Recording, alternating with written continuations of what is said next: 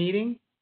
And Madam, so what we're going to do first, and then Dr. McGee will be guiding the rest of these processes. So basically, Sala will share the ranking form, and she will actually put it on screen the way we always do, and then she will create that average ranking.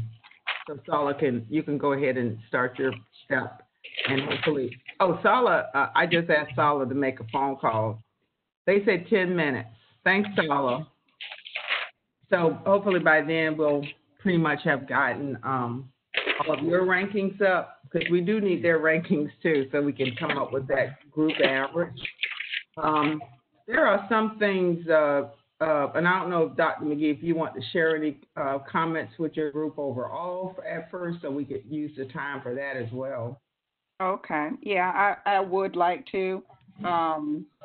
Just in going through my own assessment, and I know we're sort of all dealing with this and looking at these programs, there may be some structurally sound programs that are really good, but they may not be a fit for the Promise Zone. And since the focus of this is the Promise Zone, I think we need to make sure that we focus in on that and make sure that we rate and award funds to agencies that target the Promise Zone, they are accessible to people living in the Promise Zone, and that they address a need specifically within the Promise Zone. So I just want you all to keep that in mind, because they could have a high ranking on our assessment forms, but if they're not addressing the Promise Zone specifically and meeting the needs of the people living within the Promise Zone and accessible to them, maybe their grant to the Promise Zone wasn't the place for them to apply. Perhaps they should have applied with some of the other teams. Okay, sorry, I'm here. Like, here now. Oh, okay. Dr. McGee. Yes. Question, again, trying to get a full picture of this. I realized we were talking a lot on our last meeting about that same issue. You may have actually applicant that has real good, strong program. However, they did not, based on the team's assessment, did not fully target the Promise Zone. Having said that, there was others that were kind of like, even like what Crystal was talking about, the one with the 65% that would meet that at least 65% of those individuals in the program would be in the Promise Zone, or is expected to be in the Promise Zone. So I guess my question is, we had some applicants where if you looked at the census data and that kind of stuff, that they may have 50%, 65%, whatever it is. So I guess for the group, I kind of looked at that, and if they had a strong program, I still kind of rated them high. So are you saying that, well, I guess what's the threshold to say if that's the case, they have a strong program, they may be at, say, 2/3 of their clients are going to be in the Promise Zone. How do we weight that? I guess that's my question. I think because that's aspirational, that's not what they're currently doing.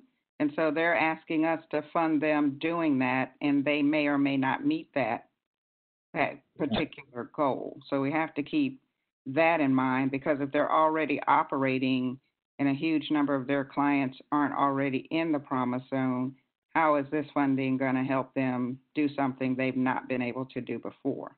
Because we have agencies that are currently operating in the Promise Zone. They are accessible to people living in the Promise Zone, and they are addressing the needs of the Promise Zone. So I think we should prioritize based on those factors. And then, of course, we have agencies that aren't structurally sound that we may not consider funding anyway, and we may want to start there with removing those agencies so, we have a better use of our time. Okay. And one last thing. So based on that assessment, or based on that,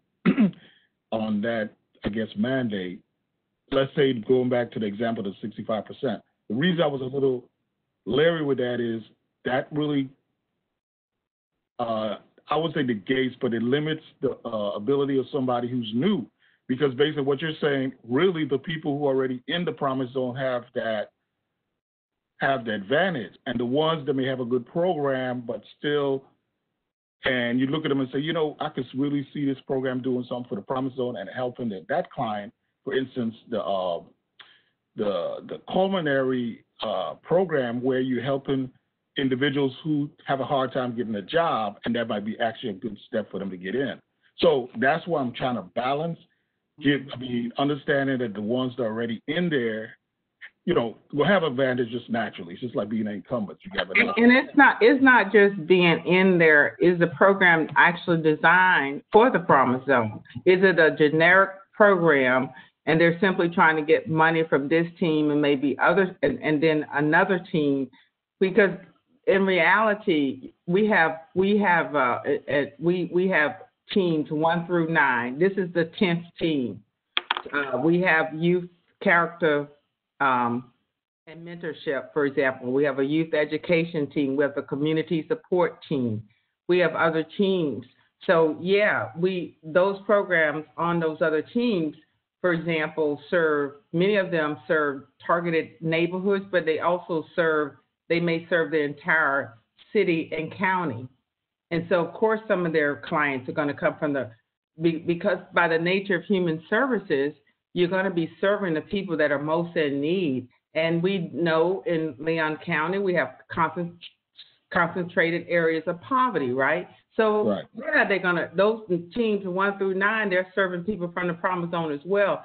We're not trying to, the reason we created the special category of promise zone is to get people, is to try to solicit and support programs that are designed for the promise zone. They don't just happenstance serve people from the promise zone, because those are applicable to teams 1 through 9 as well.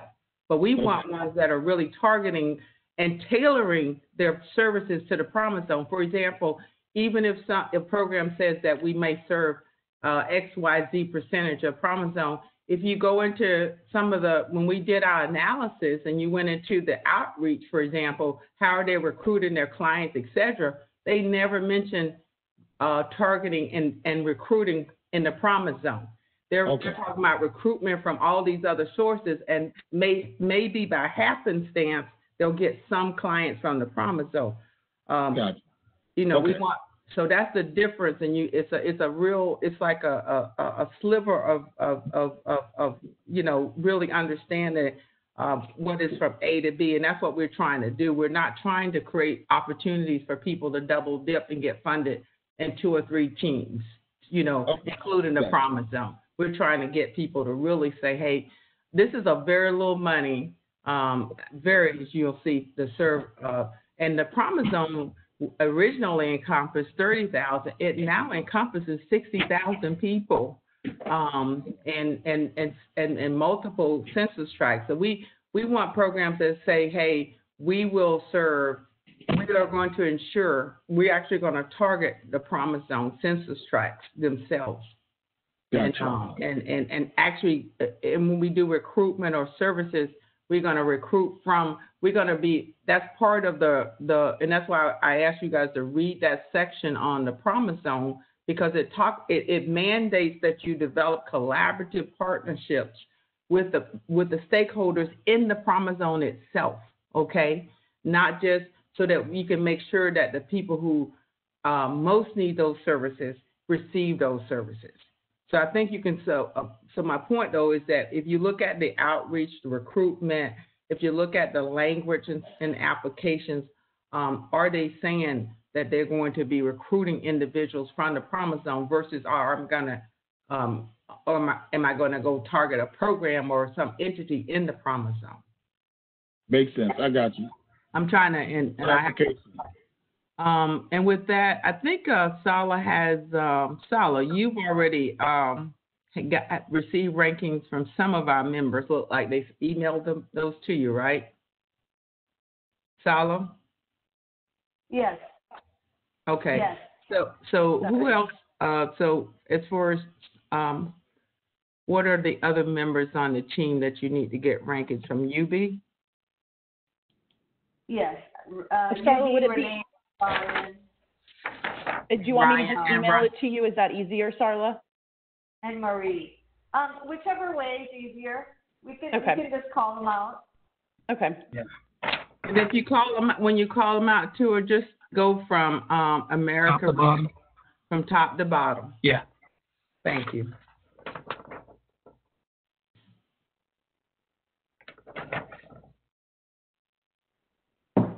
If nobody's ready, I'll go. First of all, did y'all get my email with mine already? Or do Yeah, she already has It's yours input on in it. here. Thank you, James. She's ready for you. Thank you. Okay. 13, 2, 14, 6, 11, 7, 12, 7? Okay. 8. What's Boys Town 7? I'm sorry. Yes, Boys Town 7. Okay. Go ahead. And then you got 12, okay. 8, 4, 15, 16,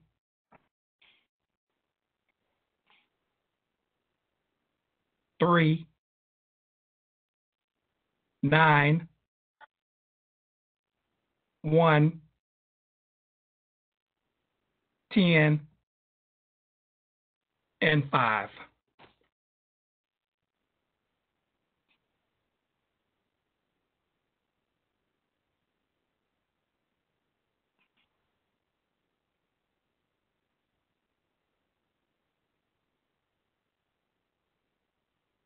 And I think, Ryan, do you need to give yours? Yep. Ryan? Oh, okay. All right. She's ready for you, Ryan. I think everyone has the same one, 16. Sorry to laugh. I just saw that. I was like, yep. Okay. Sarla. American Red Cross, 13. Second Harvest, 2. AMI Kids, 12. Big Ben Cares, 9. Big Ben Homeless Coalition, 5. Boys Town, 10. Big Brothers Big Sisters, 8. CCYS, 7. Delta Kappa Omega, 4. Epilepsy, 14. Flyers to Prevent Homelessness, 16. Good News Outreach, 1. Legal Aid Foundation, 11.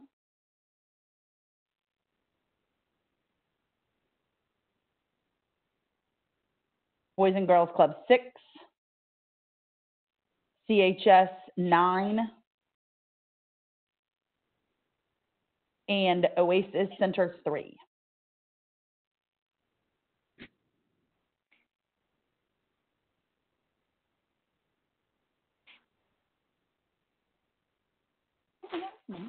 Yeah.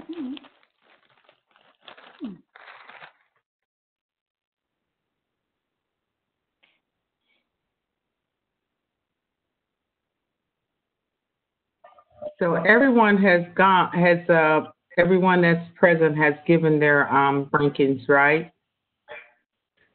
Because it's taken Renee, this is more than 10 minutes. Yeah, she was driving. Can I just say I'm super impressed how close we are, you guys? Oh, yeah. You said that your rankings? Yeah. Yeah. Starla, can you scroll down? I just want to see the bottom. Yeah. I think that's awesome. Don't you guys? Maybe I'm just like excited about it. Well, there are some that's, yeah. It helps the closer you are to thinking similarities. Yeah. You guys, I'm curious what the bottommost line you see is, because I know your screen is smaller than mine when you share. I can see the top of the summary section. Oh, okay. So I can go a little further up here so you can see more.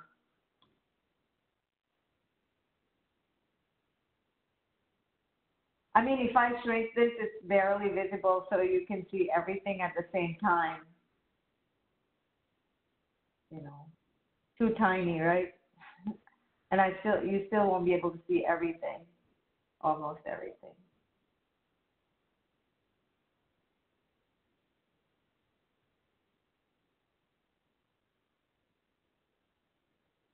Too tiny?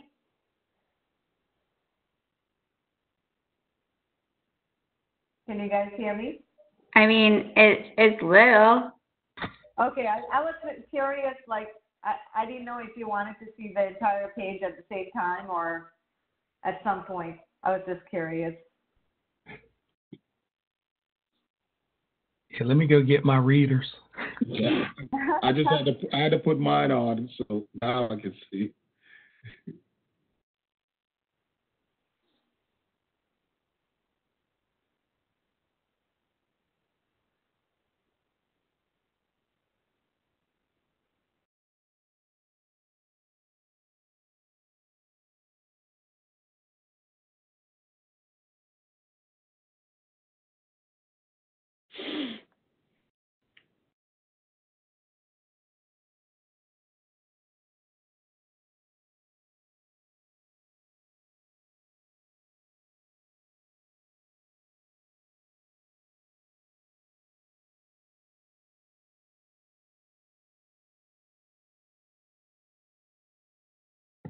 That's perfect.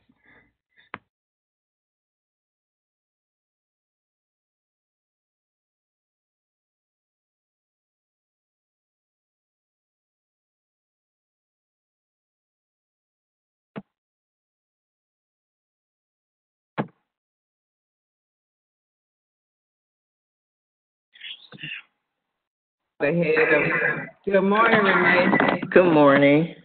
Yeah, y'all doing okay? Replace my radiator, and now I need a water pump. Oh, I'm sorry. Your car broke down. Yes. Sorry about that. No problem. Just most inconvenient time. Life happens. Life happens, and you can't control it. I got my shaker again. So when you guys get a moment, what we're doing right now is listing the rankings. So when you're ready, we're ready for you. And is Marie present as well? She should be in just about 10 more minutes. Oh, okay. She's in a meeting with her boss, so they should be finishing up soon. Yeah. Can you, be honest with you, can you let her know we probably need her now? I don't know are you in the same building? Yes, we are. Hold on one moment. Yeah, tell her because it's holding up the whole process up right now. Okay.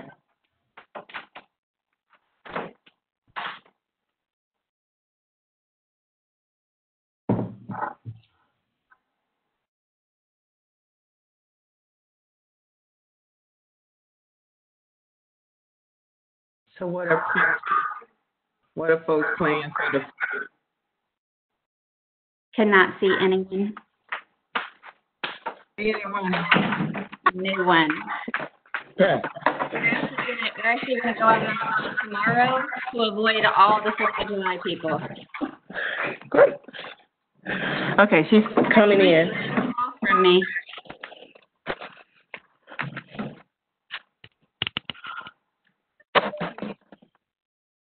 Good morning, Marie.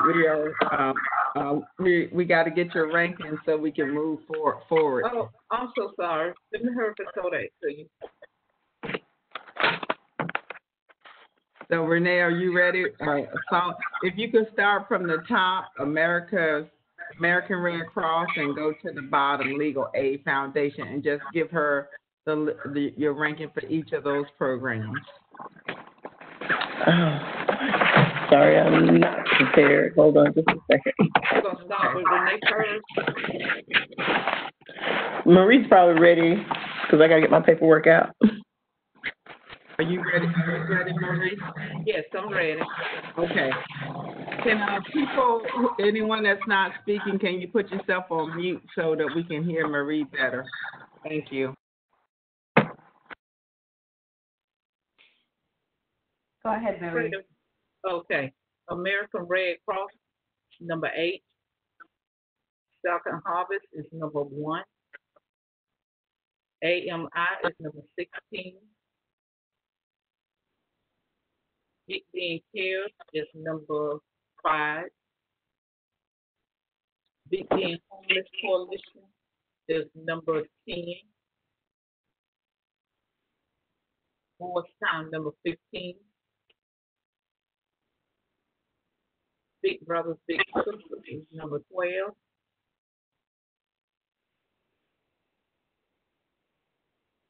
Capital City Youth Services is number 8.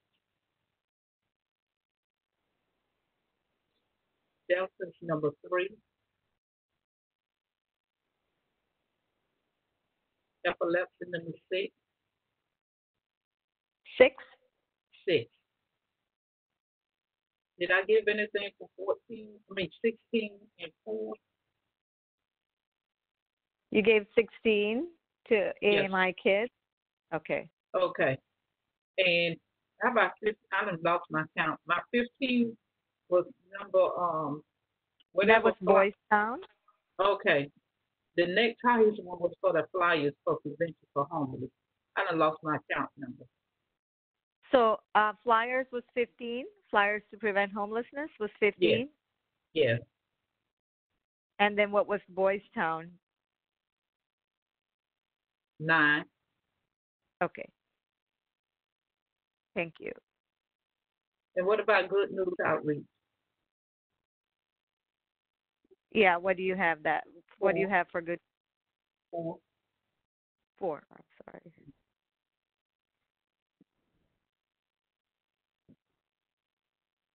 Legal aid?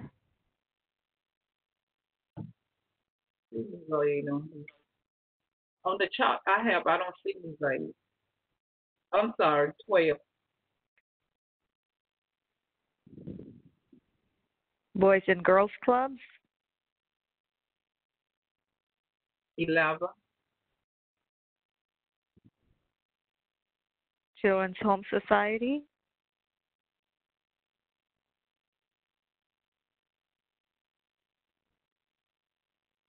10. Did you say, I couldn't 10. hear you. 10. Okay, so you had a 10 for Big Bend Homeless Coalition too, just What so you number know. I'm missing? 7. Hold on. So you had another 10 under Big Bend Homeless Coalition? Uh-huh. Did I hear it wrong? Yeah. Okay, what's Big Bend Homeless Coalition? 7. 7. Okay, so we got 1. Do we have a 2? We don't have a 2 yet.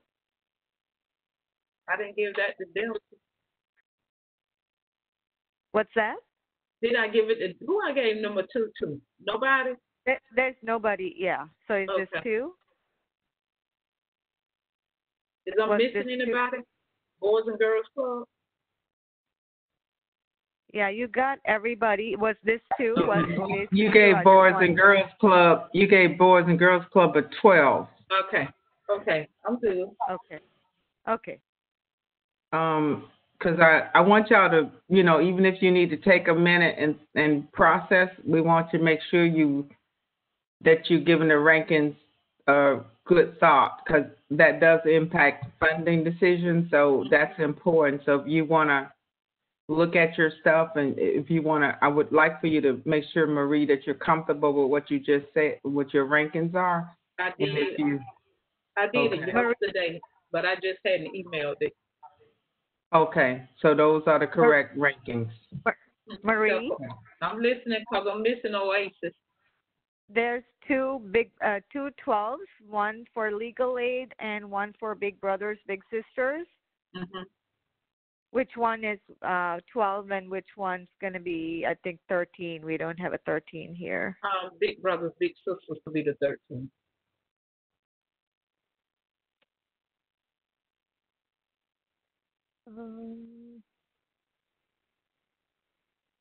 Do you guys see a 14? I don't see a 14. Oasis. Oasis is 2. What's your 14?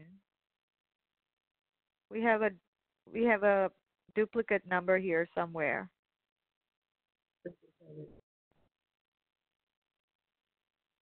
Sarala, 8 is the duplicative number. Okay, so we got 1 Capital City Youth, and thank you, Marilyn, and American Red Cross.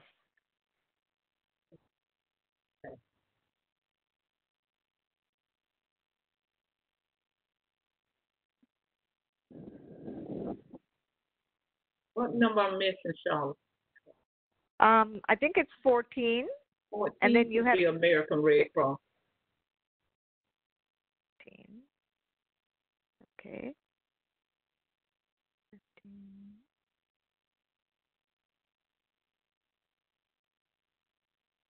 And 16. Yep.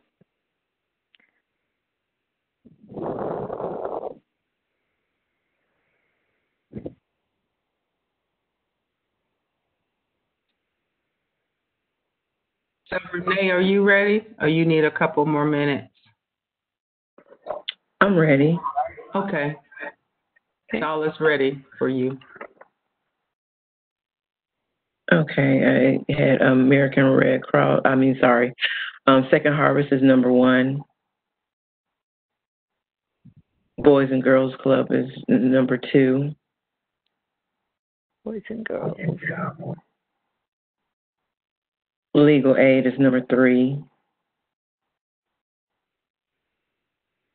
Delta's as number 4. Good News is number 5.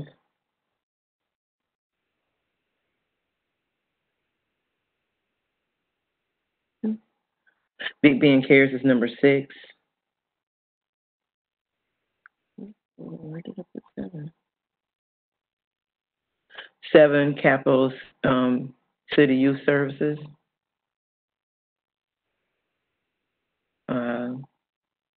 Oasis is number 8.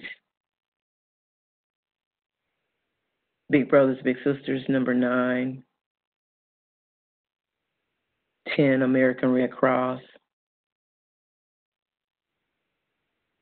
11, Big Bear and Cares. You said a 6 for Big Ben Care I'm sorry, earlier.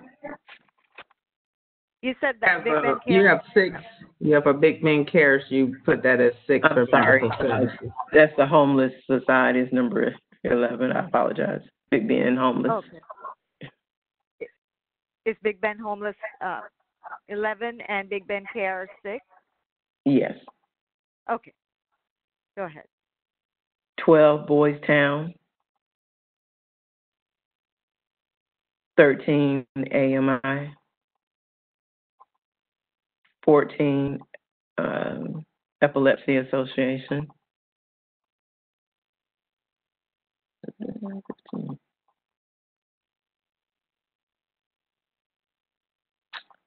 And I have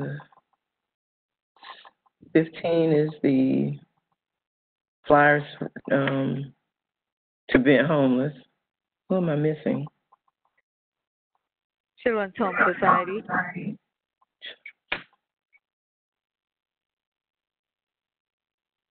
Children's Home Society, I had as number 4. So did I do something? Hold on. Let me see. There's another 4. Delta is a number 4 too. So let's see. 1 is Second Harvest. 2 is Boys and Girls. 3, yeah. So Children's Home Society and Delta Kappa, number 4. So you got 2 of these. Children's Home Society would be number 4. Okay, and Delta?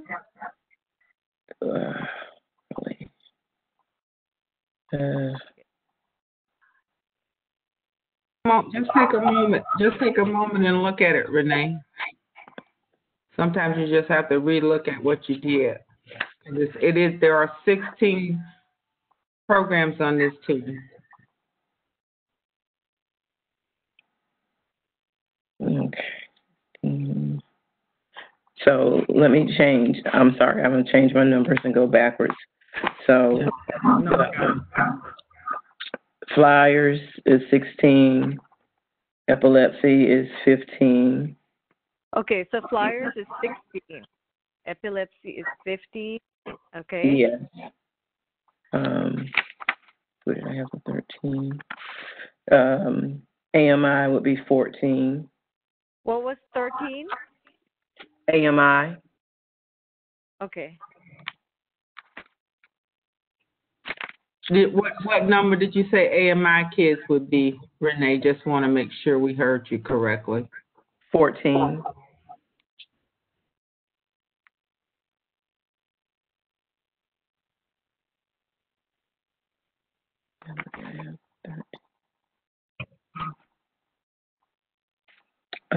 Boys Town will be 13.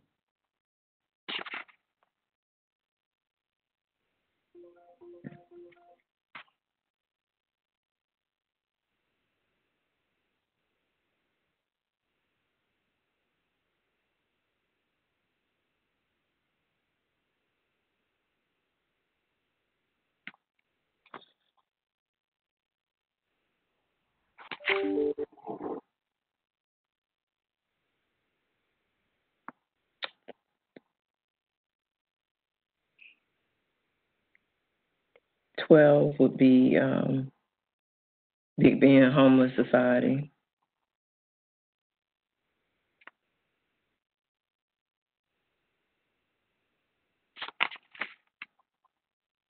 $11 would be the American Red Cross.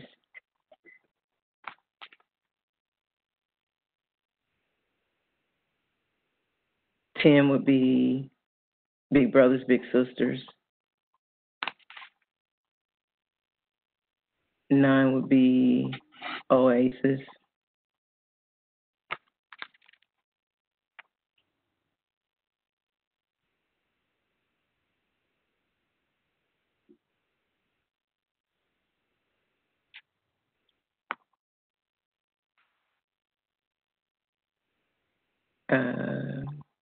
Capital City would be number 8. Sorry.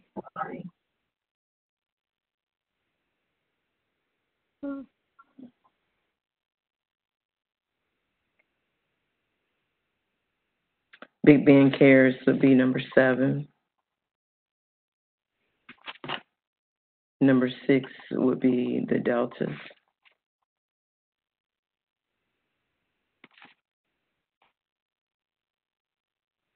Okay.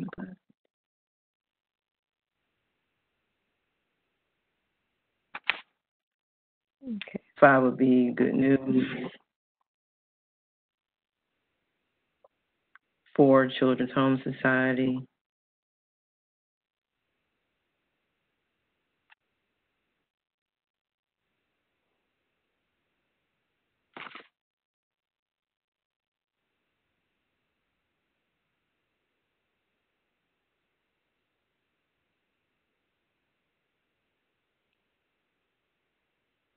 3, Legal Services.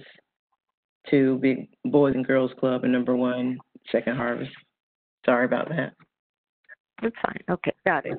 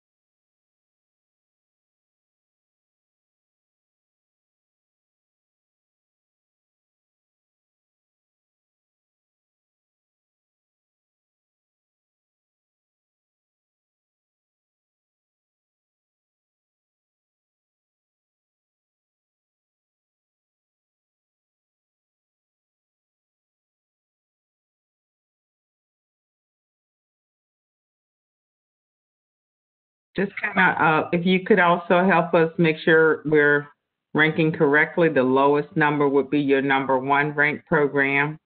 And so the lower the number, the first ranking. So just make sure we're doing that correctly.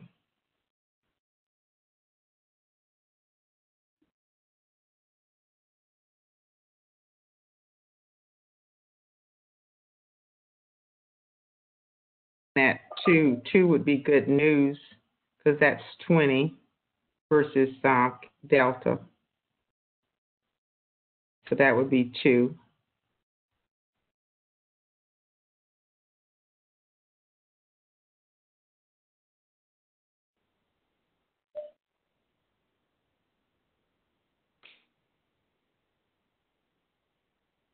See you next week. 46.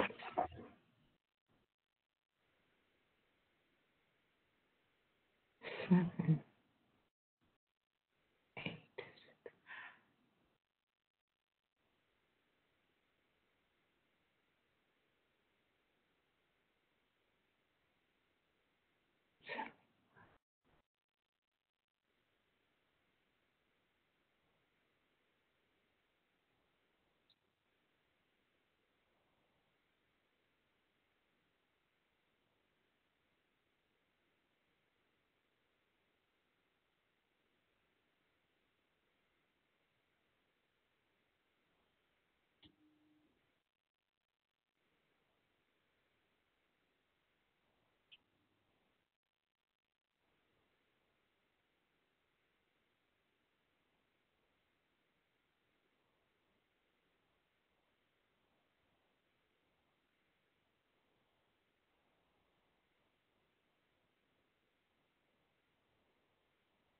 Take a moment, look at the rankings, and let us know if you're comfortable with the final overall ranking, the average that we have.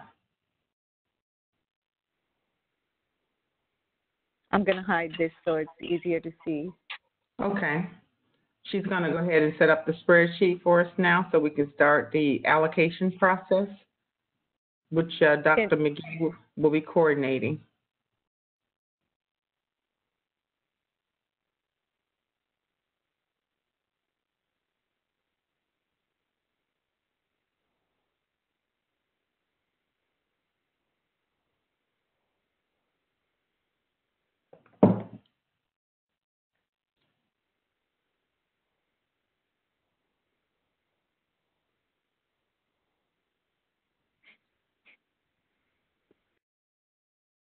Charlotte, just so I'm seeing this right, column B is what everybody ranked together. Like Second Harvest is number 1, correct? Correct.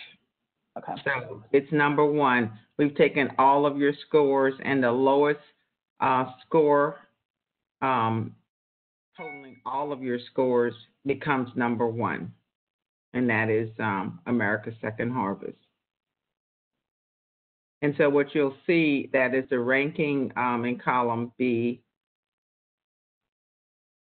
And then in column L, this is that is 2019-20, which is the current fiscal year. That represents what each program is currently receiving.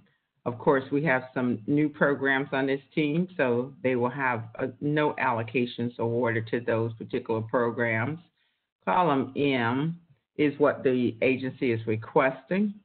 And when you make recommendations, and they will go in column O, and column N is going to calculate the difference between L and O, meaning that whatever you allocate will be compared to the current allocation, whether you decrease their amount or increase their amount, and that those applicable percentages will go in column N. What normally happens, you start making allocations based on the highest ranked program, which is your number 1 and downward. If we can go to the bottom, I'll show you how much money you have to operate with this year. So last year, as you can see in column L, you allocated $432,651. They're asking in column M for over $1 million, which is over twice the amount that you allocated last year. As far as availability of funding, in column O, you have $587,651 to allocate. And so with that, Dr. McGee will start the process, and I will fade into the background as she processes with you funding recommendations for each of these programs.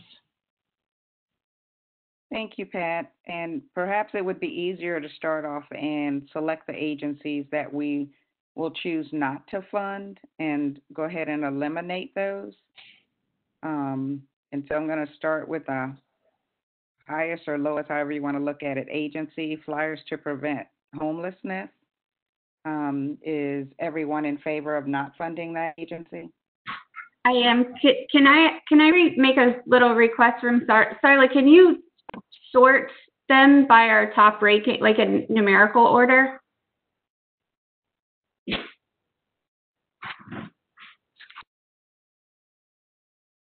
That'll be a lot easier, I agree, as opposed to alphabetical. But yes, Dr. McGee, I support not funding Flyers. All right. I second the motion. Thank you. I agree. Was that Renee? Marie. Oh, Marie. Okay. Renee? I agree. Thank you, Ryan. Renee? Is she with us? Should. Sorry, not to fund. All right. Yubi? Not to fund. All right. So we can remove that one. Number 15.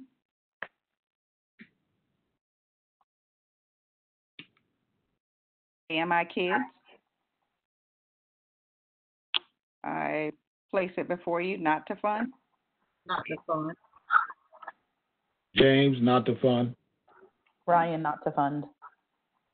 Renee, not to fund. Crystal, not to fund. Yubi? Not to fund. All right, so we can remove AMI Kids. Number 14. Epilepsy Association. And I hear your thoughts on not to fund. I'm on the fence. Crystal? I'm on the fence with this one. I do want to remind you that when we looked at the applications, just remember that it was the same application on Team 3. Precisely. Not to fund, Marie. Yeah. Not to fund, Renee. All right. Yubi, not to fund. All right. I was on the fence. This is James, but based on what Pat just said, I vote not to fund. All right. Ryan? I agree. And my point of clarification was, they're asking for the exact same amount in Category 3, were they not? Mm-hmm. Okay. I'm fine with not funding. All right. Crystal? I'll go with the group on this one. So whatever majority decides. All right. Thank you. Okay.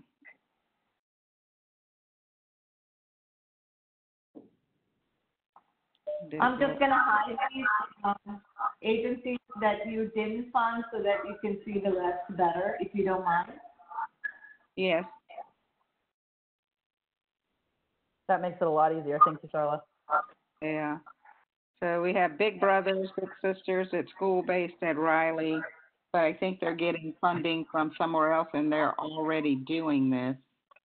So I want to hear your thoughts on not funding them under primary zone to do something they're already doing under another program.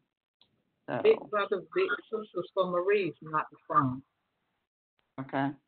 Well, I, I believe that they're getting funding for a different school. This is specifically for Riley. I think they serve Leon County. They do serve Leon County, but this request was specifically for Riley Elementary. Okay.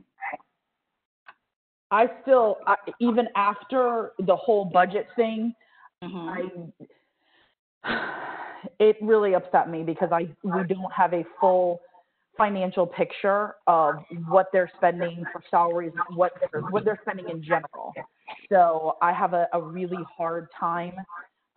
If funded, I would say it would be a small amount because most of this as well, going back to the application, is for salaries, which was kind of my point, was that we don't have their full salary picture. And even when they sent something, it still wasn't what we asked for. We specifically asked for the full salary of the organization. Okay. Renee? It's a hard choice, but they're a good program, but they're not consistent on the services that they give for kids. So I'm gonna say not to fund. I would recommend that they do better work on their financials, and that when they're talking about Raleigh, who really needs consistency, they need a student who's going to be there for the whole year that they're assigned to them, and consistently. It's just short term to complete their 20 hours. When you get in a child's life, you need to be there for that full year. Okay. All right. Ruby? I vote not to fund because of it just wasn't specific enough for me for the promise zone. James? I'll go with my colleagues. I was on the fence for this one too, but listen to the comments. I think I will give it to those applicants that are a lot more in tune with the promise zone. So I vote not to fund. Okay, so we have 4 not to and 2, well, 1 yes and 1 that's questionable, just based on the financial picture and some other things. And I'm speaking to you, Ryan. So I'm just going to circle back around to Crystal and Ryan and see where you are right now, if there's been any change. And also, you have to remind yourself, with them being so affiliated with the Leon County schools and able being on their board, they're able to get this $20,000. Rocky will give them that money. I know he will. Okay. All right. I am, like I said, if we did, it was a small amount. There are so many more. Just thinking about my top 2, which are the top 2 here, it's going to be a really hard decision. And I agree with Marie said, and then I think it was Renee, what you had very eloquently articulated too, is the consistency is important. And I kind of agree. I don't really think they have that consistency there. So, and especially we have to be good stewards of these dollars. And I just feel as though their application wasn't, especially with the salary, which makes me feel like, what are you not putting in there too, even after we ask for that? So I'm fine if we don't fund them either. Okay. All right. Crystal? I will concede to the group's decision. Okay. All right. So we can take away Big Brothers, Big Sisters.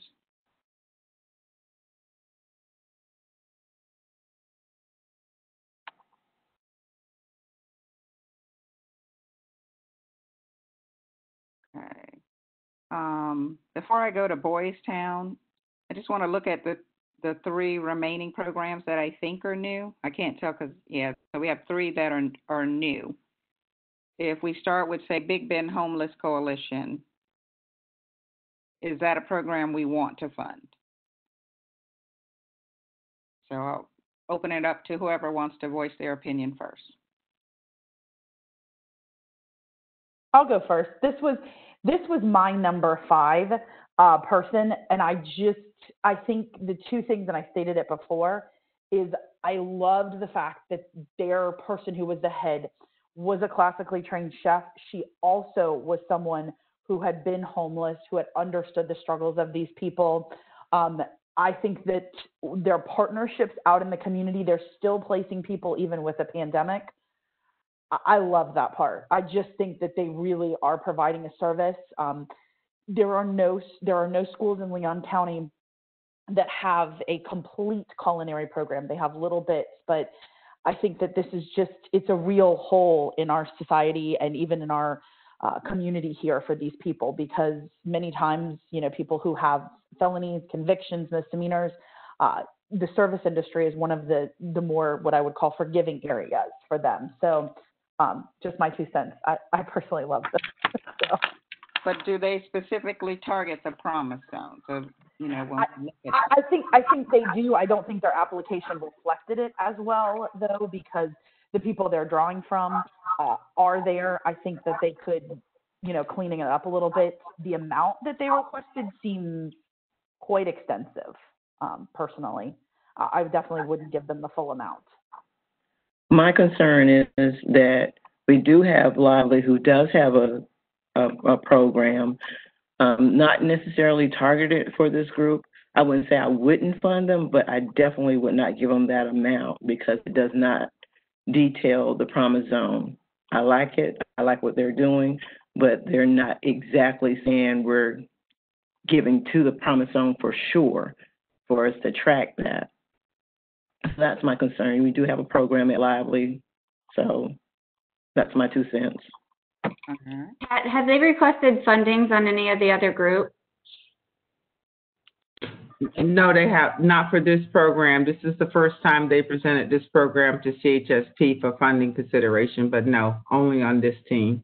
Okay. And I think we need to take a look at, guys, is that the money that they're asking for, a majority of the money, $72,100, is just for staffing. And the remaining portion, another 20 grand is for the actual program costs. So it should be something we look at. So if we choose not to fully fund it, are they going to be able to operate this program with a lower amount of resources? Because we don't want to partially fund something that's not going to be able to operate, then it was a waste of our funding. And I say no, I'm not going to fund. I wouldn't fund them. Okay. Thank you, Crystal. Thank you, Renee. Yeah, I like the program, but I don't want to fund it just because it's too wide open for everybody else, and it doesn't really specifically speaks to the Promised Land. So I vote not to fund it. All right. Thank you, Yubi. James? I was on the fence, but now I listen to my colleagues. I'm a vote not to fund. I think, like my colleagues say, I think it's a good program, but again, because we have to target the Promise Zone. And I think this is the one with the 65% I keep going back to. They said at least 65%. I think if they came to Pat and the organization before and maybe honed in some more, I think they probably could have gotten a little more, participants specifically for the Promise Zone, and then I would have probably leaned towards funding them. And like Crystal said, this is one of those type of programs. If you don't fund close to what they need, it's going to be hard to really get the program off the ground, because that chef is key. And you also need, the other parts, the ingredients and all that stuff. So it's almost like a two-prong approach. And if you use only one part of it, it's not going to be successful. So I'm going to err on the side of my colleagues and say not funded, even though I think the program overall, because it lends itself to occupation that a lot of the felons can get into, would be great. But I'm going to vote for not funding right now. All right, thank you. Marie?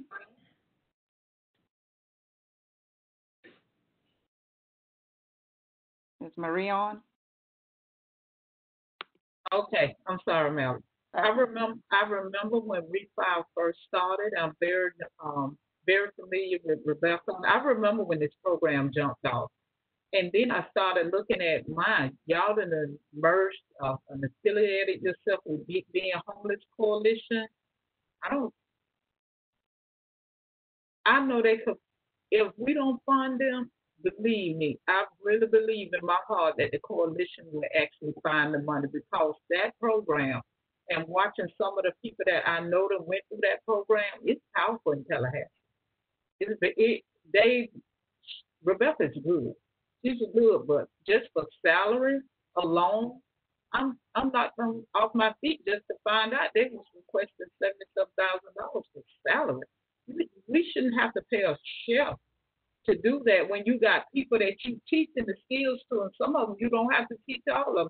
You just have to brush their skills up and help them get certified and do whatever they need to do in the culinary field.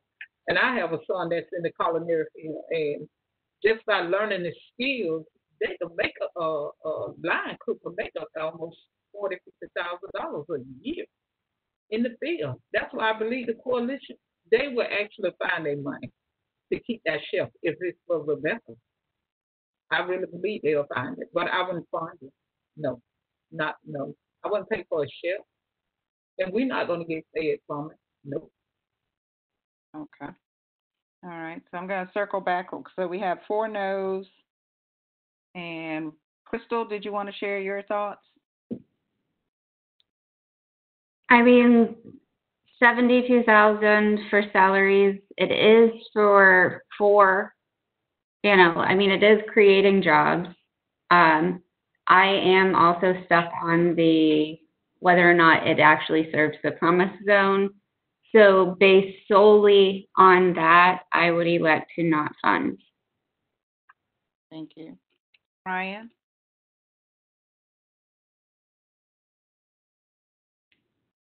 I'll give in, like Crystal on the last one. I'm happy about it. I'll respectfully disagree. I think if we still fund it, it could still do some good, but they are a large organization out there, and while $98,000 is a lot of money, no matter what, in the spirit of giving and things that I've seen, they might be able to make it up elsewhere. Okay. All right. So we can remove Big Ben Homeless Coalition.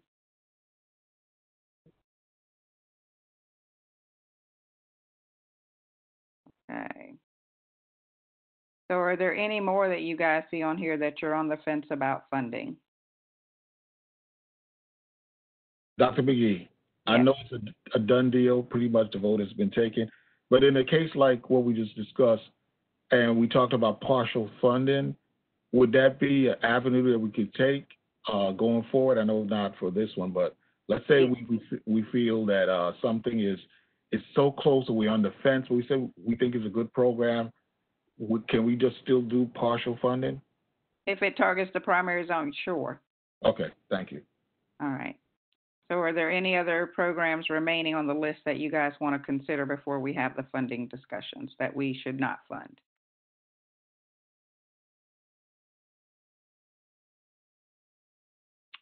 Okay, well, we will open it up.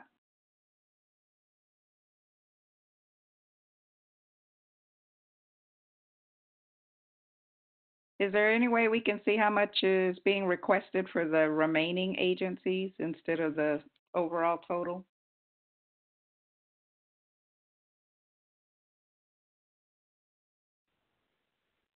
And I mean, like, I think that total number is for everyone that applied, but since we've narrowed it down a bit. Yeah, hold on.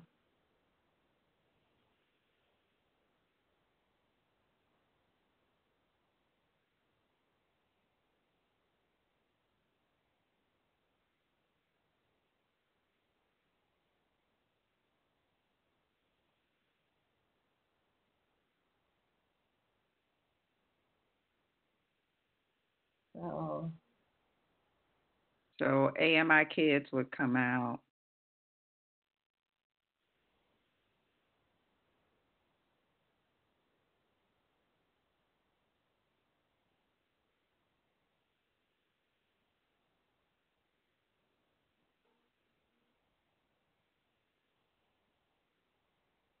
Dr. McGee, while we're going through this chart, also go back and look at American Red Cross. Okay. Because that was another agency that I was not. I know. Okay. Well, we'll have that as soon as Sarala moves it up, but we can go ahead and open that up. Yeah. looking at American Red Cross, because I had concerns that it wasn't specific to the Promise Zone. It wasn't. When I started looking, I'm going to disagree on this one. Well, that's fine, but let's just go ahead and open it up and see what others say. because if y'all go back, if you wanted to, and look back at this, the zip code Mm-hmm. and understanding because I was looking at 32305, and that's my neighborhood area, and it was 187 that they served. And then I started looking over in, I think, 32301, it was like 14, and that's Promise Zone. So I was looking at more of the numbers was in the county than in the city on the zip code. Okay. So y'all have to go back and look at those. All right. You Okay. guys, there were 4 agencies, right, that you didn't want to fund? Jennifer, If that's the let me make sure we took everyone out. 3, 4, 5. Scroll up again. Epilepsy. Yeah. So AMI Kids, Big Ben Homeless Coalition, Epilepsy, Flyers to Prevent Homelessness. Yeah, those are the 4 I got. Yeah. If that's the case, there's the total request there was 842,918. So that's what is remaining of the agencies we're looking at? Yeah, the request. Those were Okay. that was the request. Yeah. Okay. All right. Dr. McGee, didn't we say Big Brothers, Big Sisters too? Yes. Yeah, we said that one too. Yeah, that's So- 5. So that's 20 from here. So 822. Okay. All right. So now for American Red Cross. So Marie, I know for you that's a no. Yeah. It's a no for me too. Okay, Renee. It's a no from Ryan. Okay. James. Oh, you're muted. I'm on the fence. I think one of my tasks for Dr. McGee or Pat was to check with fire. I checked with fire, and what they said is that they only do smoke detection installations for those individuals that request it. And they said that's been limited because that goes through the Division of Prevention. So they don't do as much. And they say they were aware of the American Red Cross. And one of the things one of the deputy fire chief said is that that ounce of prevention is worth a pound of cure. And they were, even though they weren't affiliated with them, they think it was a good program because it helps save the lives. They said a lot of times if you don't get that education, don't have the fire alarm, the possibility of death or major destruction is high. So having said that, like all the members said, the Promise Zone is key. Here's the catch. While I'm kind of torn, it's almost like even though they don't do all Promise Zone, they do a certain amount. And how much do we give credence to the ones they do in the Promise Zone? Are we ready to say, especially for 18,000? I was looking at how much they're asking for. That's why I asked about, can we give partial funding? Because they said the number of people they're serving is a lot. If we could get and stipulate in our recommendation that we fund them to say that they need to increase or have at least 80% of their participants be, Promise Zone individuals, something like that. I don't know if that's feasible, but I just feel like this program, based on what they told me in the fire department, is crucial. If we could just hone it more to the Promise Zone and make sure that they spend the money, even if we don't give them the whole thing, I'm kind of leaning to say, give them something. So that's my 2 cents. Was your conversation specific to the Promise Zone when you spoke with the fire department, or was it City of Tallahassee? Well, this is what I told them. I told them about the program and about the Promise Zone. They said they know they do canvassing all over the city.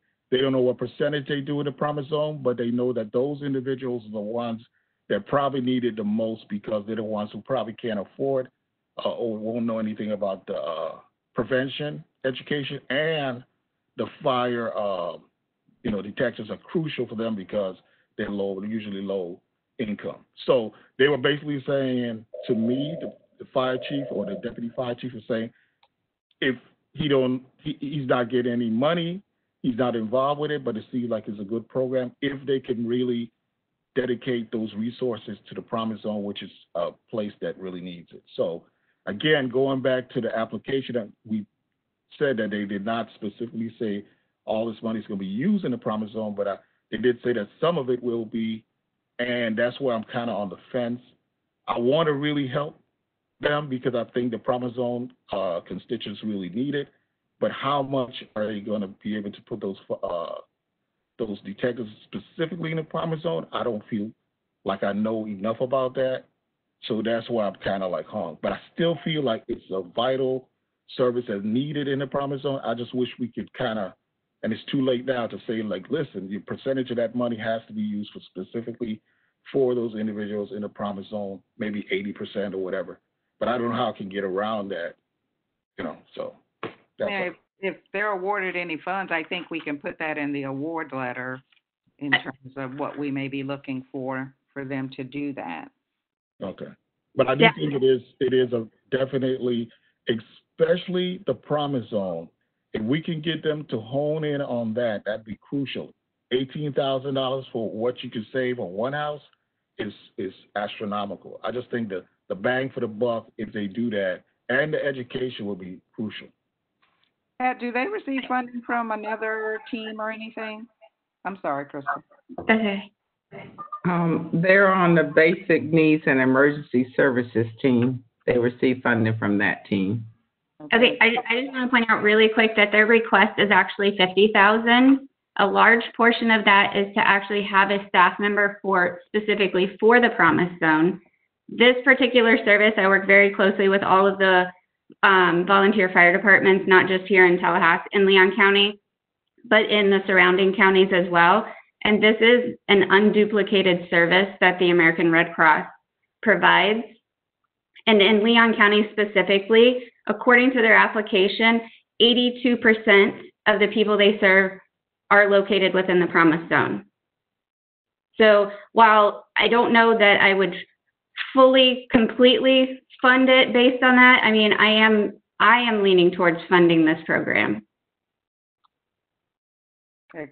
I think that's one we needed to get the information on how many they truly serve in the Promise Zone, because I don't think it's 82%. Because I don't think it is either. I do feel like it's a duplicated service, and I feel like if they're going to key in, they really need to get into the Promise Zone areas and make sure that they're letting people know that they're there to do the job, not just wait on phone calls to come in, because if people don't know about it, how are they going to be served? And right now, I don't know that people are being served. And as Marie said, the zip code for my zone and her zone, we're out Crawfordville Highway. We are nowhere near the Promise Zone. So I'm deeply concerned. It's a wonderful agency, but I want to make sure that those dollars are really going into the homes that need it, not that everybody doesn't need it, but we're saying Promise Zone, and that's the key factor for me, is that there are not enough people actually being served in that area. And just to piggyback off Crystal, and I do love the wording when y'all say county. When you listen to someone speaking and they keep emphasizing county, to me, county is the county, the rural area where I live at.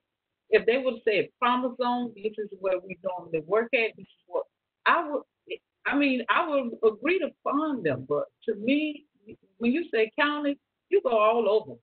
Leon County, Gaskin County, anyway. And that's basically, to me, look like that's where they be at, all over the county. It's not in the Promise Zone. So let me ask a question again. I don't want to beat a dead horse. I like to discuss this because, again, I'm on the fence. But when I read, the reason I'm looking at it is that over 82% of the Red Cross disaster services that are provided in Leon County. Now they're saying that's where that's where I'm trying to get honed in on. It says provided in Leon County occur in the promise zone. So based on what they're saying, now I'm hearing what Renee is saying, I'm hearing what Maria is saying, so I have to go with what y'all saying because y'all more in the community than me.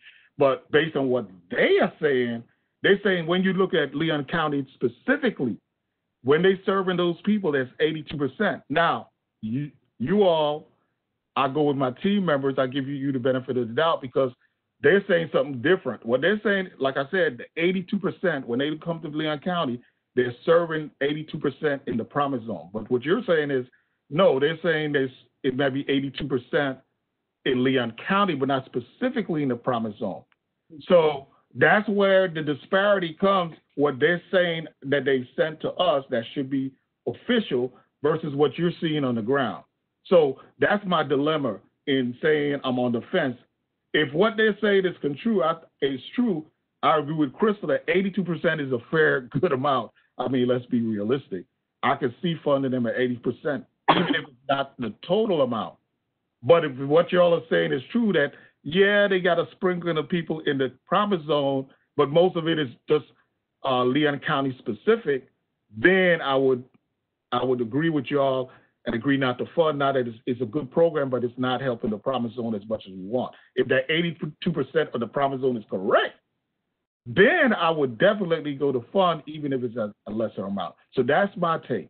I don't know which word it is, but I'm saying what they say inside their application and what my colleagues are saying based on the actual is different, and that's why I have the issue, and I don't know which way to go. Well, James, I will say, because in their application they say 82% of their activities occur in the promise zone. Just because something occurs in an area doesn't mean you're serving the people in the area. Right. So that's my concern. Yubi, do you want to weigh in? I like what they're doing, but I would vote not to fund simply because I need to stay consistent. There's a lot of groups who would be good for funding if they said they were in the promise zone that we could apply this to. So I'm staying consistent. It's just not enough proof that they're serving the promise zone for me to vote. So I'll just say no, not to fund.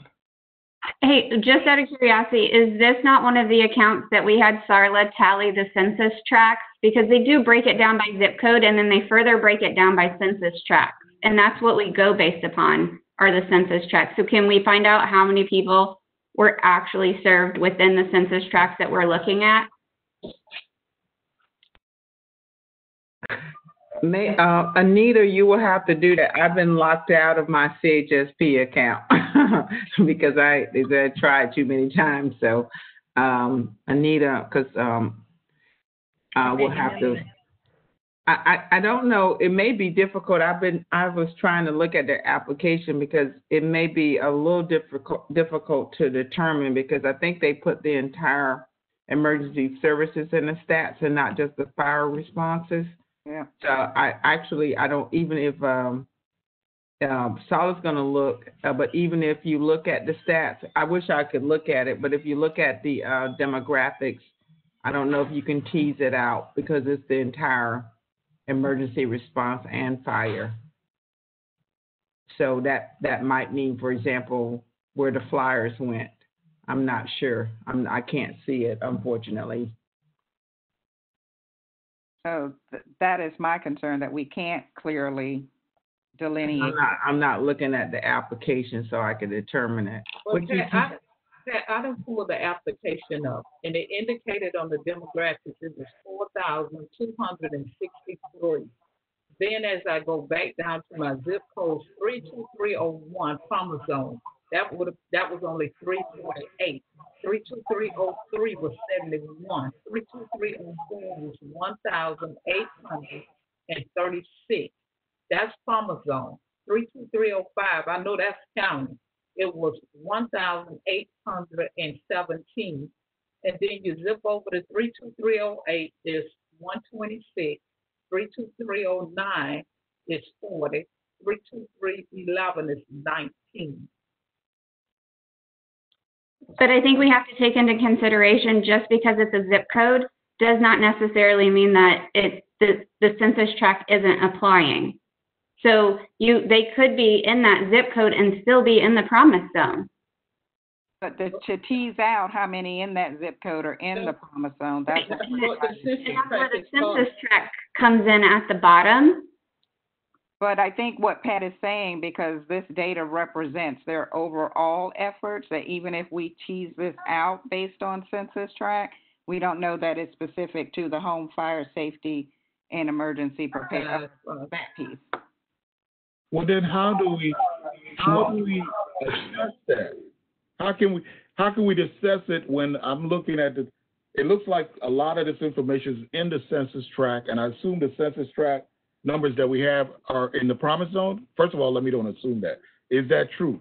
When I see these numbers from census tract number 2 all the way down to census tract 2701, are we saying that those census tract numbers are the promise zone?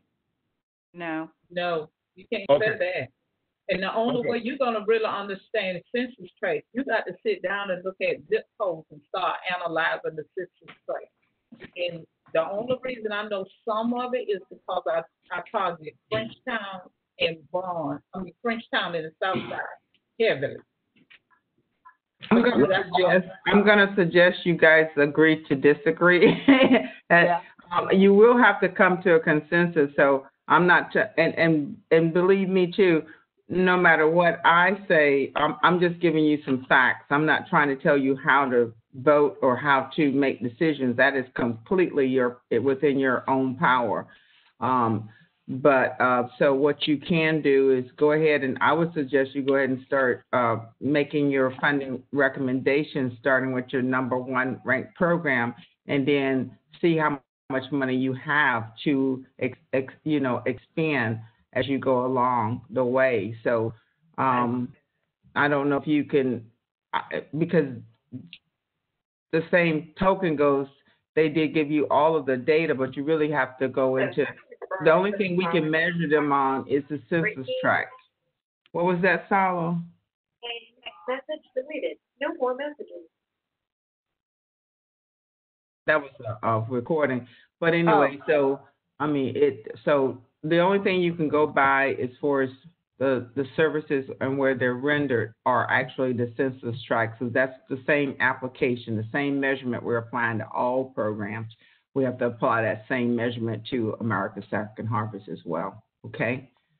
All right. So right now we're at no, 5, and 1 yes. So we'll revisit that when we come back. So let's go ahead and open up and look at making our award allocations, and we'll start with America's Second Harvest.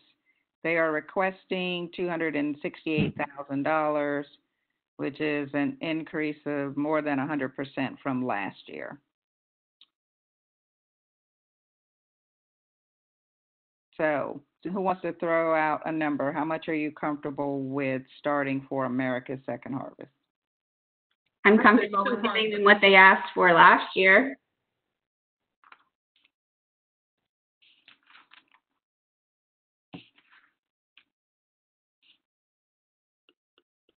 So is that a starting point for everyone? We can start at 117. Is everyone okay with that starting point? How about 200? Okay, I have a 117, 200. Yeah, whoever said 200, was that Renee or Marie? Because that's exactly what I was thinking, that number. That's Marie, 200. Okay. I agree. All right. Yubi and James? I'm looking at something real quick. I want to see something in the program analysis. James is looking at that. Solid did crunch the numbers regarding percentages for American Red Cross. Solid, will you give them those that number now, please? It was 68% out of the total in the census, in all the census tracts that they reported. So it was 2716 out of 4,000 something. Okay.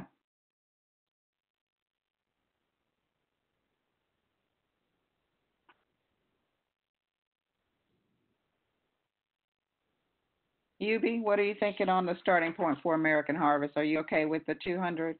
Yes, I'm good with 200. Okay. All right. Crystal, because we're waiting on James. Okay.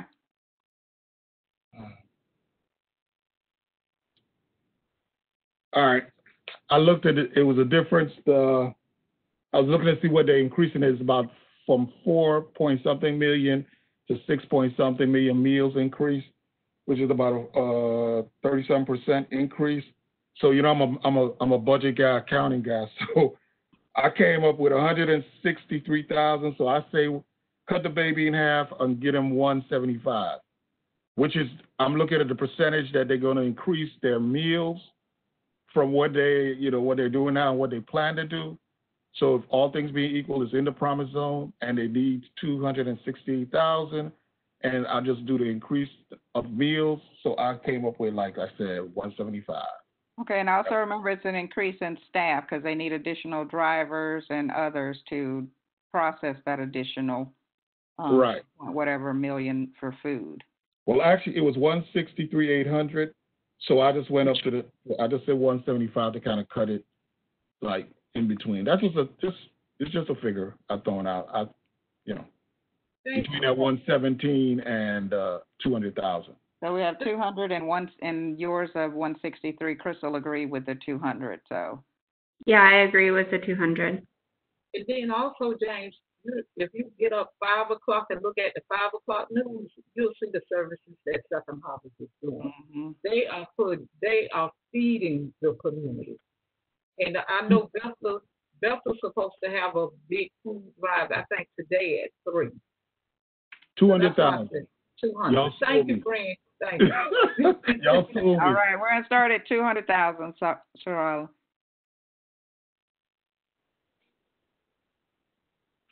Okay, so who's number 2?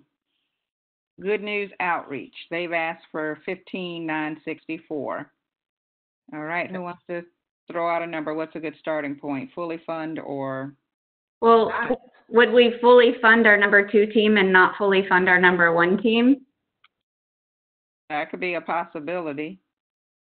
Because these are starting points, so we're not done yet. So we could. I mean, I'm fine with fully funding. And Okay. they just I say fully fund. I agree, fully fund. Yeah. They agree. moving into their new location too. I went by there today. Oh, okay. That's why I be late, y'all. I'm nosy. I'm real nosy. I went and checked out the new location already.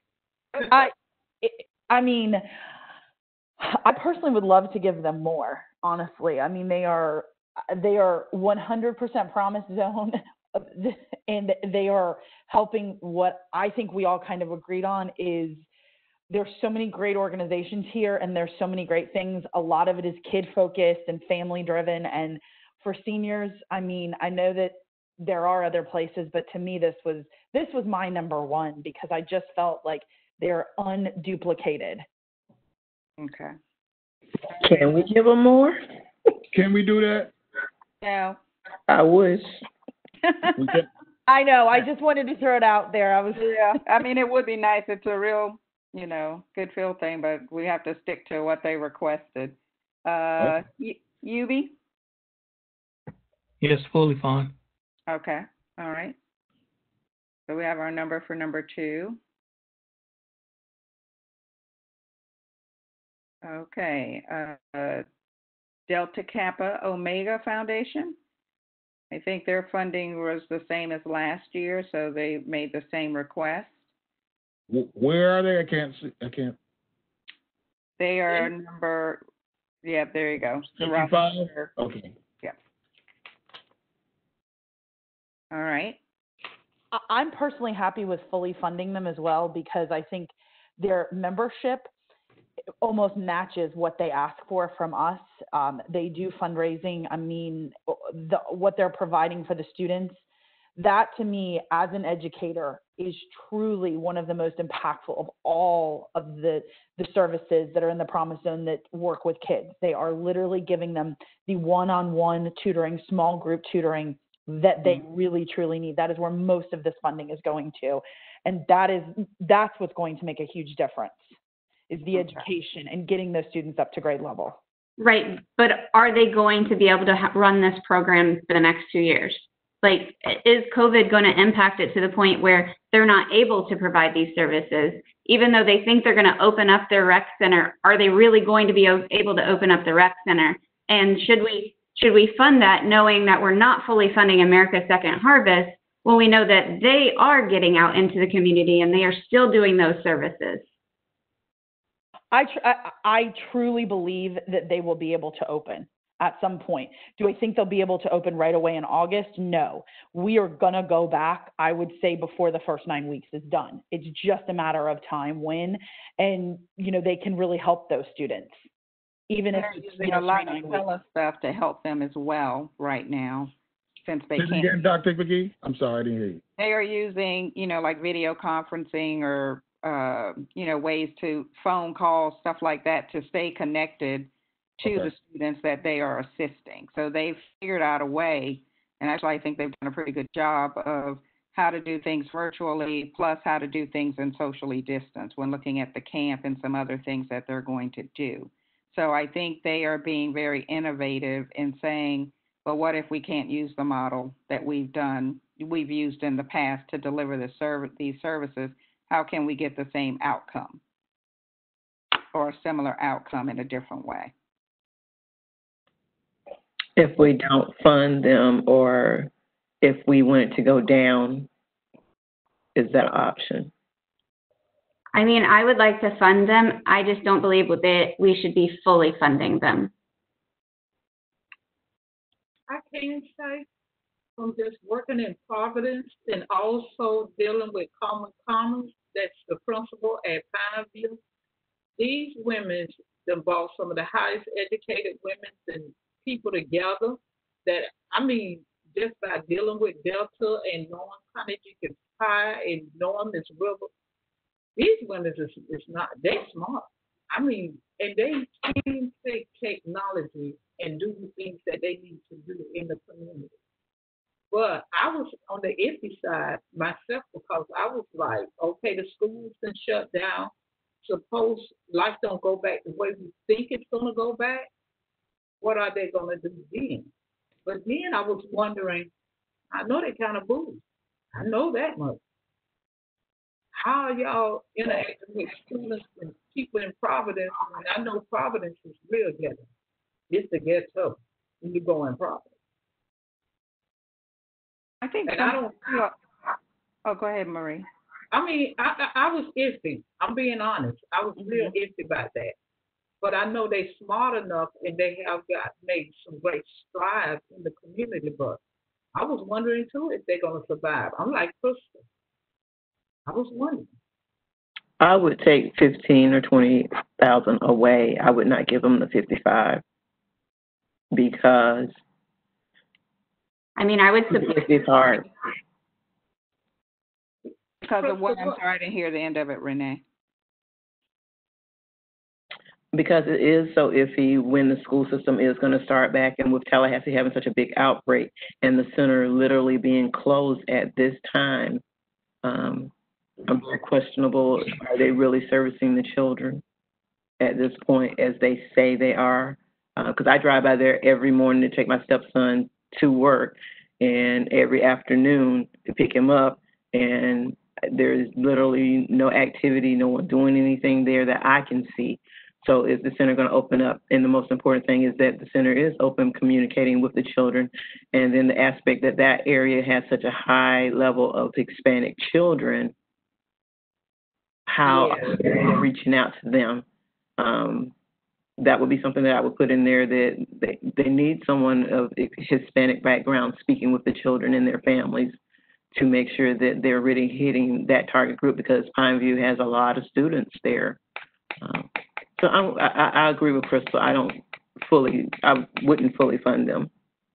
Okay, and my only suggestion is also to remember, because we did ask them how are they going to deliver the services and not physically being there. So they shared what they're doing virtually, because they're the ones that are tutoring Monday, Wednesday, and then I think Tuesday and Thursday is the math piece that they're doing, and Monday, Wednesday they're doing something else.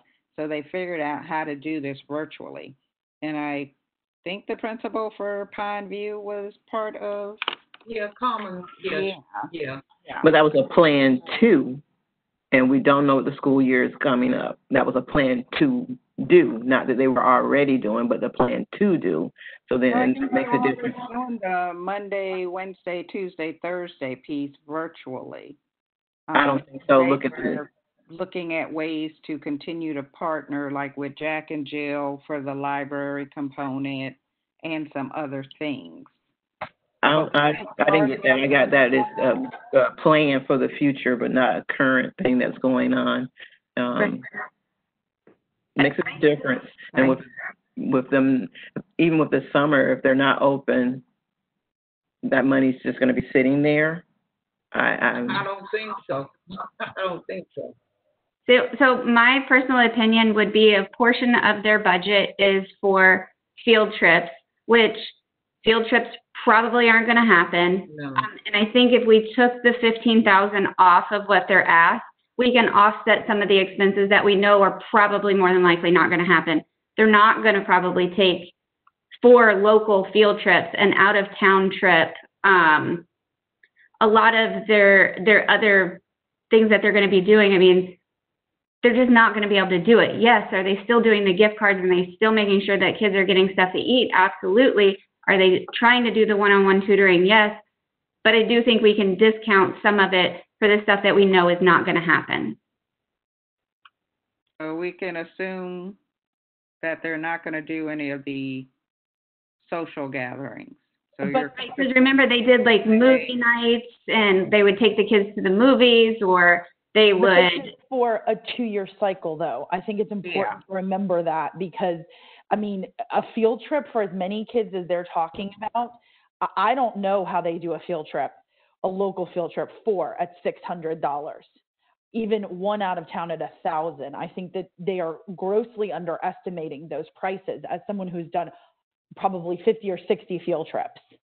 Or they're funding most of it themselves. That's exactly what I'm thinking, Marilyn, is that they're asking for a tiny little portion of this to provide the transportation, to provide the gas, to provide the entry into these. I really don't think that they're at all out of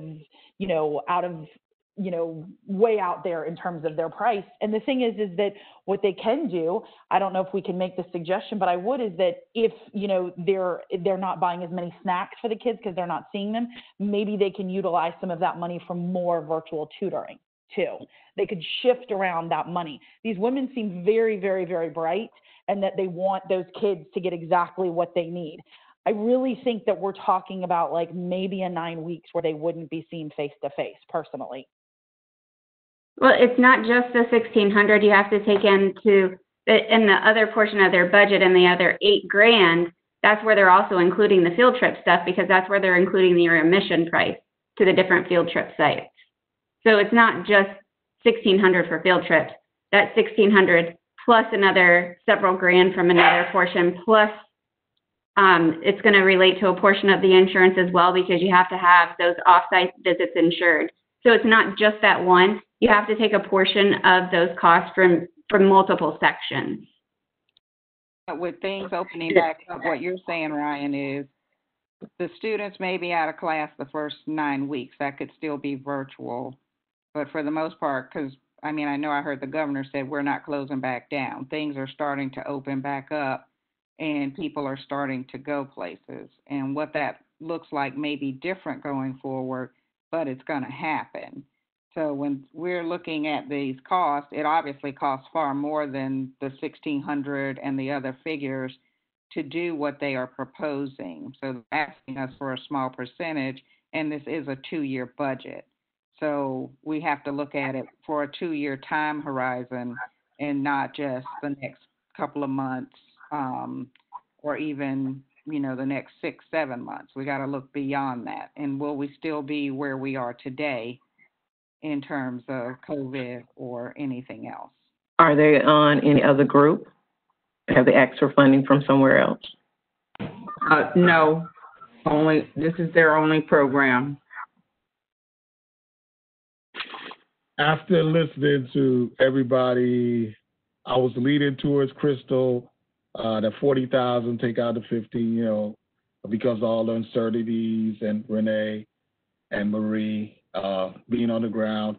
But I'm listening to Dr. McGee also and Ryan, and realizing that one thing that seems that we can agree on it, I don't know if the group feels this way, that these individuals are very creative. They really have the kids,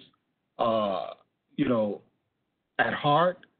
So if we give them the 55, we may be looking at, okay, we don't have as many field trips and all that other stuff, but they may use the money and may have to use the money because the actual uncertainties might increase the cost. And their group seems to absorb a lot of the cost themselves with their fees and stuff. So they put in the sweat equity, for lack of a better word. So I'm kind of at first I was at the 40. Yeah, I said, you know what? I don't want to nickel and dime them. They're doing what they're supposed to do. The kids, like Ryan said, education is key for these kids in the promise zone. And if they provide in that and they can use the 55 effectively, because they're going to have to find some creative ways in this new environment, let them do it and let's see, because it's a 2-year funding. And I believe that none of us know what it's going to take. So I don't want to mess around with their money. I'd rather give it to them as long as I feel they're good stewards of it. And from what I'm understanding and what you all are telling me, it seems like they should be. They're going to be dedicated to the kids. Let them find a way to use the 55, because it's the bang for the buck is good for what they're doing. And I don't want to nickel and dime them to drop them to 40, and that 55 could be used in this new climate. And then we don't know what's going to happen for the second year. So I'm kind of leery. I was between the 40 and the 55, but I'm going to go ahead and say fully fund them and let these innovative educators find a way to use the money. That's my take. Thank you, James. Yubi? Hey, why don't we just start with Crystal's number, because we know everybody wants that number or at least that much, and then we just plug and play as we go along. I think we spend a lot of time on this one when we have a lot of other ones. At least we know we're going to give them something. So I just think if her number, just start off with her number, we can plug and play as we go along.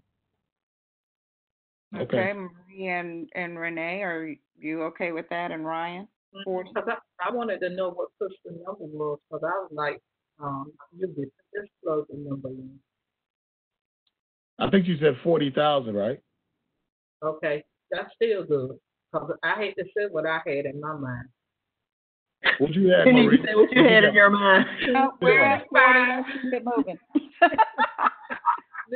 ahead, put Crystal amount 40. That'll work. Yeah, because that's 20,000 a year. Yeah. So we can work miracles with that, can't we, Renee? Remember, you guys got to compromise. So sometimes you have to come in between the two forces, So just remember that. Consensus.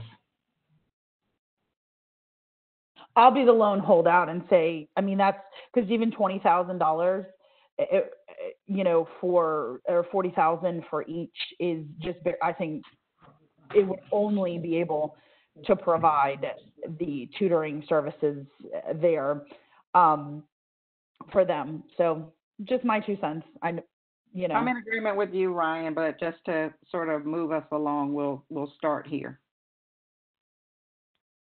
I mean, maybe them teachers don't need $55 an hour.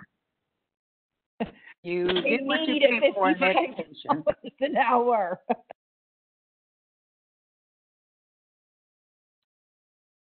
So let's start with 40, Sarala, and we'll go to the next agency and go from there. All right, Oasis Center. Last year, the last time they requested 30. Now they're looking at 35,845. All right. Anyone want to throw out a number? I was good with that figure. When I looked at what they were doing and empowering the young ladies, I think is crucial. That's definitely in the promise zone. We need to make sure that our young ladies are taken care of. And I think the bang for the buck was pretty good. So I had no problems with that 35. I think it was really reasonable. Anyone else? So you're okay with the full amount? I am.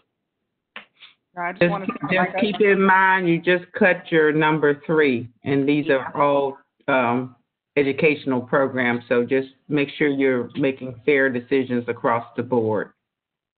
And then I just wanted to add my 2 cents because I just didn't feel like a huge number that the program is specifically tailored to the Promise Zone, even though they include the Promise Zone.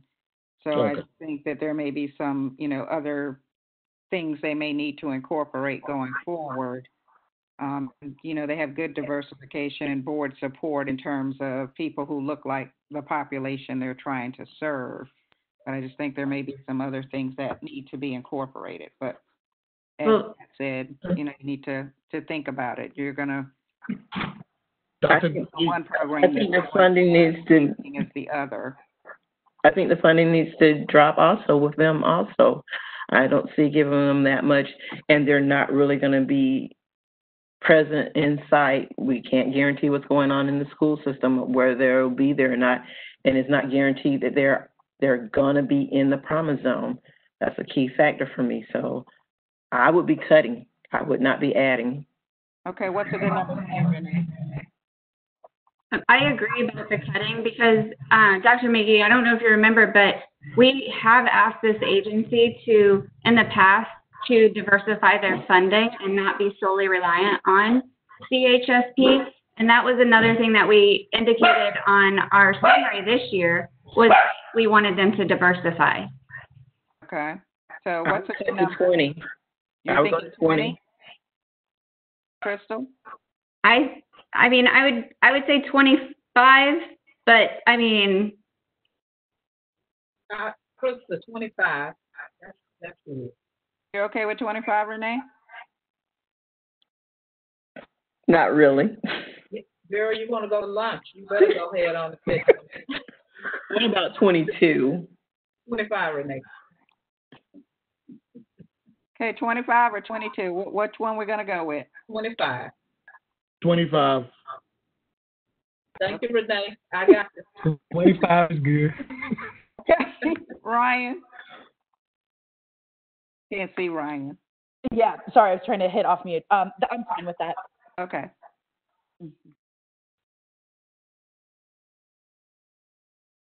Thank you, Renee. Jesus. Okay. Now, we got the Boys and Girls Club. They're going from at 25 to 115, or is that 30 to 42? I'm trying to make sure I'm looking at the right one. 25 to 115, and they're also doing the new location. Okay. All right. So remember, it's a 2-year cycle. This is also a face-to-face type of program, social distancing, all of those things. So let's hear what you guys are thinking in terms of a number. Based on Renee and Marie's, they keep coming back to that Promise Zone and making sure that if you can't deal with these kids face-to-face, you can't get your full funding. So I'm to fund them, but that 115 is too high. I'm thinking maybe 50,000, about half of the amount. But that's just my raw number based on what I've heard from the group generally, as far as dealing with the kids face-to-face and not knowing if they're going to get back for the current cycle. And a big part of this program is face-to-face. So well, they are open up in Texas Street. They are taking applications for new kids, and they have their other kids open. I can witness that from yesterday, from taking several kids over to fill out their application. Say they are already opening. They're doing a spacious thing with the kids and their numbers. So they are currently already open. Do you think they're going to get that number, though, based on what you're seeing? I wouldn't do the 115, no. So that 50,000, would you think that's half? I'll be a little higher than that.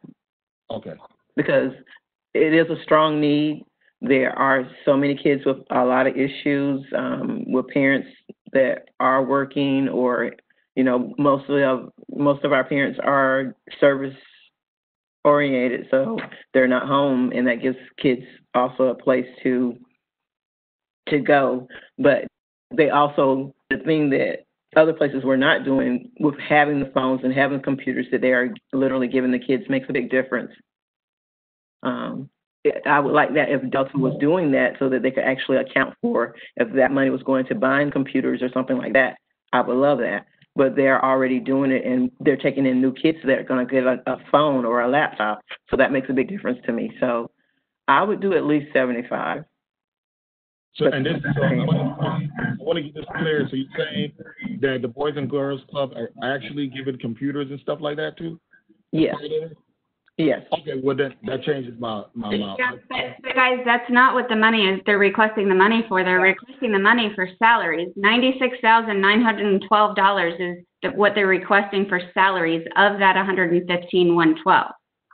It's not for direct goods or direct services.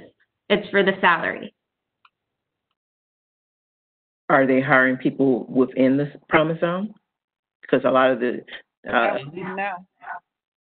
I know that three of them do live in Texas Street. 3 of the staff. I do know that. That are currently there? Yeah, that's at Sunrise Place. Right, and this is for 8 part-time positions at $100,000. Nick knows he can advocate. No. I'm like James. I'll go with 50. I'll go with 50. At least 50,000. Is everyone comfortable with 50? I am. Okay. Yubi? I'm good with 50. I'm okay with it. Thank you, Crystal. I think it should be 60. 10,000 more if they're hiring from within the zone. Well, can we start at 50 and see what we got and maybe come back? Sounds good. Yes. Okay.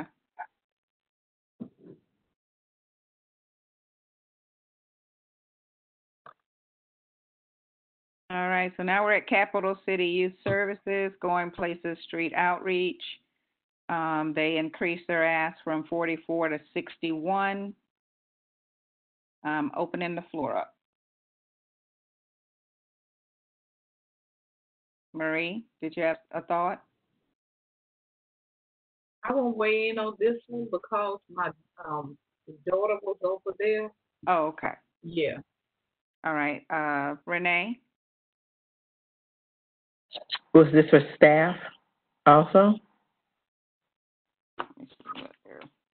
I think it was for staff also. I know they had staff. Crystal, are you looking at it? I'm going back to look. Oh, okay. Because I think she's looking too. I think it's good. We have a lot of homeless children, but if it's just staff. 41,540 is for staff and benefits. But that is specifically for a staff person for the Promise Zone. So the way they'll serve the Promise Zone, they need to bring in additional staff in order to do that. Right, because I do remember Pat saying that they did lose one of their staff members. Yeah. And they did lose that federal funding.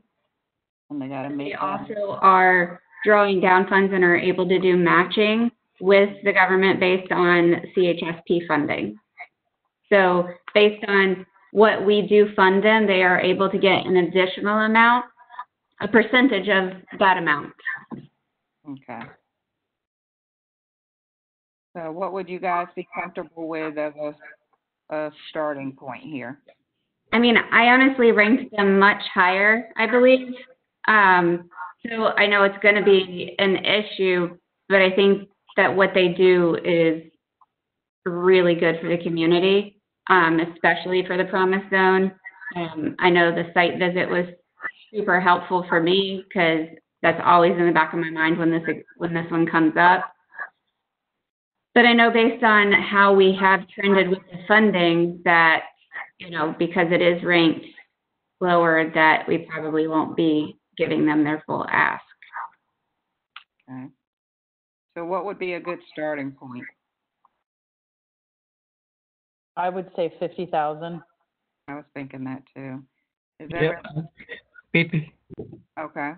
They've also had too, they're just kind of to throw it out there, knowing someone who's on the board there, they've also had some internal issues and really kind of cleaned that up, and they let their executive director go and things, and I feel like they're kind of moving in a better trajectory. I think we need to start with their base that we gave them last year.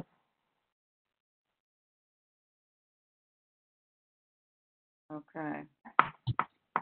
Is everyone comfortable with us starting at 44 for a starting point? We can circle back around, but at least for right now, starting at 44. Yeah, yeah. But I'd like that 50 because it's kind of like the middle of what they asked that last year. So I would just say the 50 to me would be just like a real nice, solid spot. Because like Crystal said, you know, they're number 8, 7, or whatever it is. So they're not going to get the funding, but give them $10,000 less than they asked for. To me, that was reasonable from what they had. That's just my take. 50 was. This is just a starting point. So. Okay. All right. So you're comfortable with 44 as a starting point? I'll go with the group. Yeah, I guess. Okay. All right. Now we're at Big Ben Cares. And this is their new indigent care program. So they didn't have a request last year. They're requesting 50 for the next 2 years. What are your thoughts?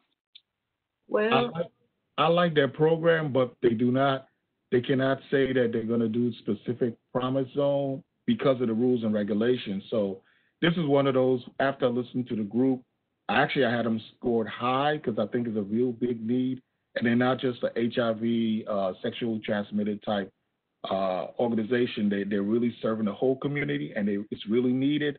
But again, because my group members keep pointing me back, not unfortunately, it's true, promise zone, promise zone, promise zone, I feel like I can fund them, but only at half the amount.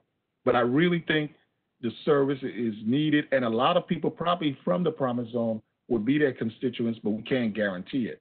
So I think we should fund them, but I only can say like 50%. So that's my rationale, 25,000. James, I can let you know I went there to the doctor yesterday. I actually went to not Big Ben Cares, but Center Points, to where I call it the Indigent Care. And I tell you, that building is state of the art for the South Side. And the services and the amount of people that was there and how they was taking the protocols and the temperature checks and all of that, I was amazed when I went in there. And the service that I got, I was very pleased for someone who don't go to the doctor. Because I always go to Capital Region if I get sick. And when I asked Rod, how did he change the stigma from people looking at it always being considered as HIV? I was just amazed how the place turned out, and the doctors that was there, and the nurses, practitioners that was there, and the service, and the dental, and the lab. You don't have to go in. I was able to get blood work and didn't have to go to another lab. I was shocked. But No, I would so give them.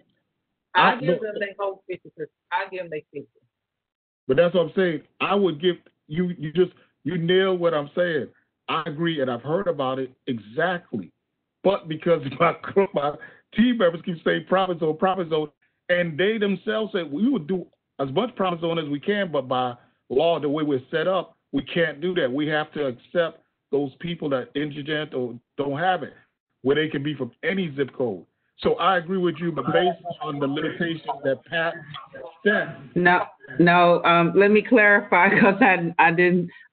If they and you guys need to decide, but I also think it's important to make sure that every person on the team. It's good to have feedback from everyone on the team, particularly for a new program.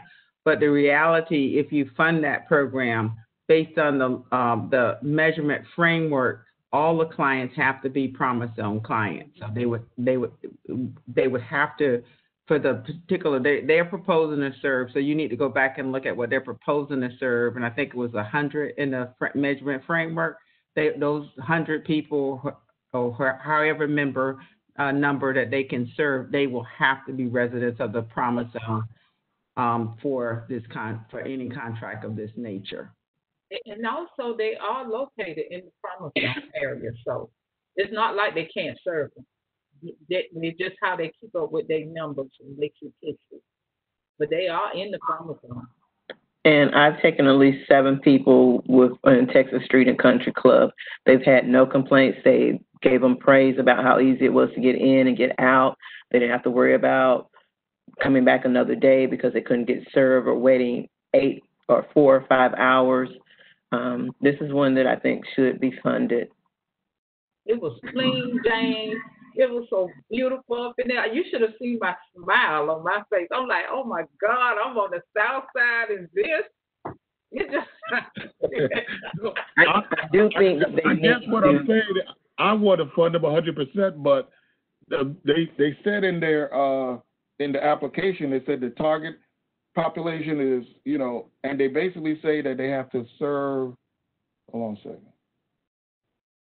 Basically any indigent or people coming in. So I guess it's not specific to the Promise Zone, even though it's located there. And a lot of clients, like I said, would probably be Promise Zone individuals, but they can't specifically say a certain percentage or a higher percentage would be X, Y, Z.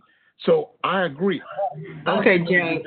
James, I'm not I want to make sure that make sure that the other members on the team have a chance to state their feelings about it. So if Ryan and UB can, and Crystal, I think there's some other folks that might want to weigh in on this. So just want to make sure that everyone has opportunity to discuss this and present their own feelings and decision making. Thanks. Okay. Thanks. Hey, I think we just start them off at 30 and then revisit. I mean, we just a starting point. Okay, who's comfortable with 30?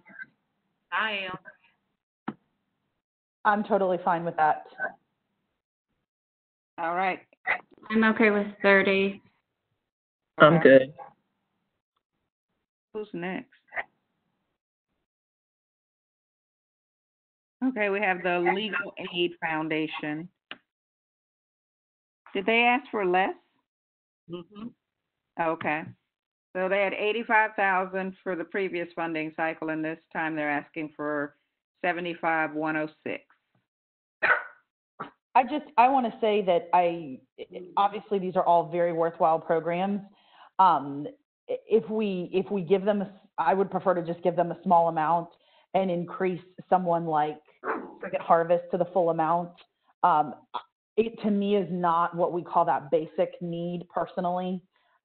Just kind of throwing that out there. I think it is important, obviously, especially they're talking about things that people wouldn't have access to. It's family law, which is a broad compass. But I just feel strongly that I don't think they need $75,000 when people are really struggling to eat in the Promise Zone.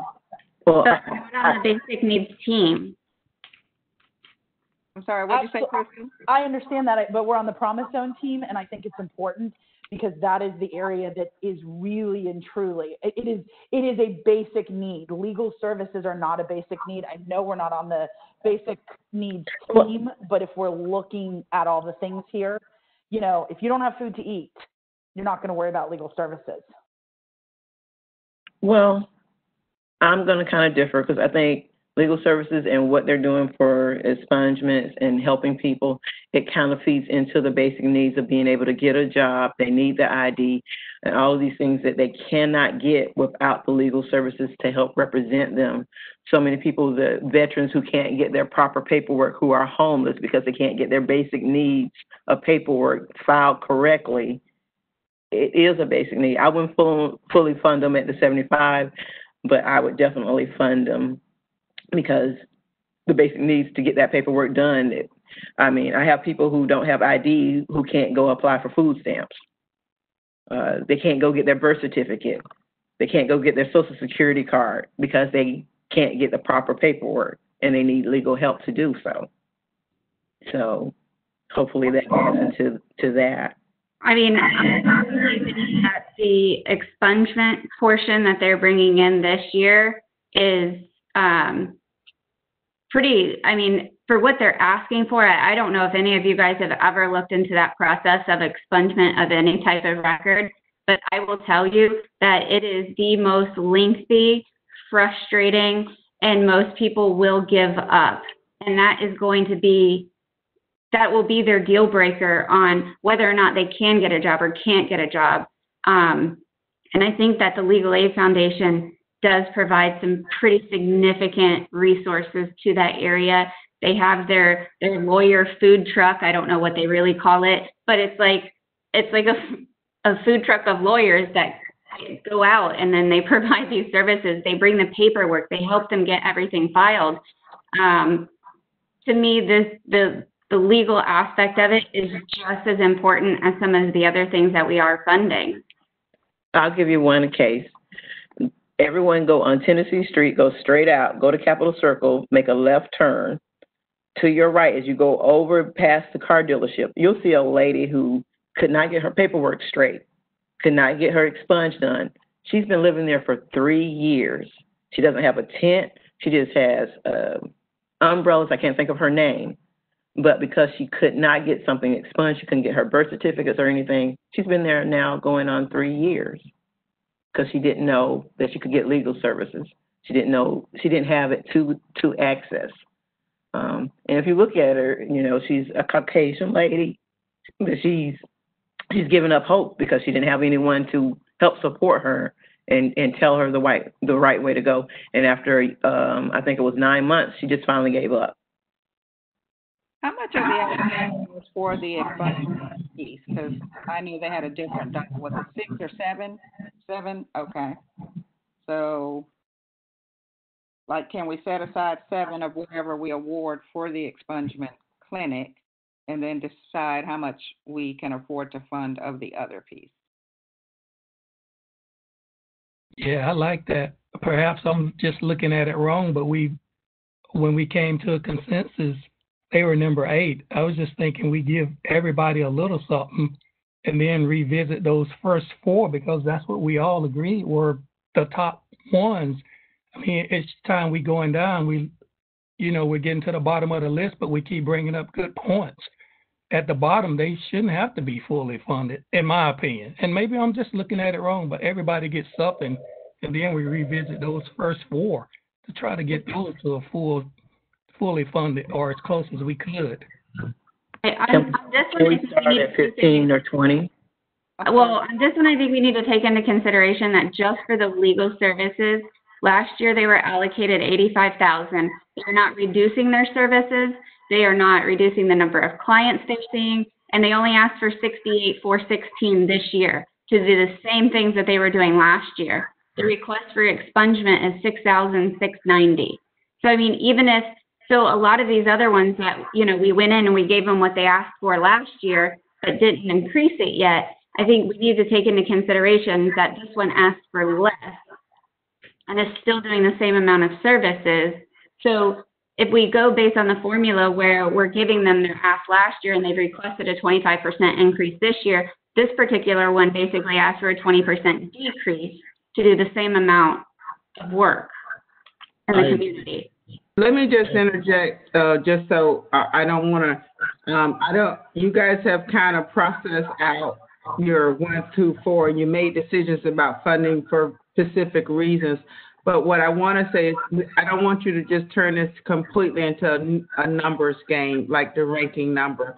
You've got to consider the needs of the residents in that community. And you have to look, and the purpose of the Promise Zone is the holistic needs. We're not just dealing with, we do have a basic needs and emergency services team. For example, America's Second Harvest and other programs are on that team as well that they're getting funded.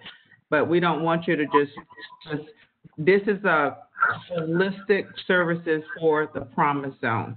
And don't want you to just turn it into number 1, 2, 3. What are the real needs in the community? and making sure you're funding a collection of services that will address the Promise Zone residents' needs holistically, okay?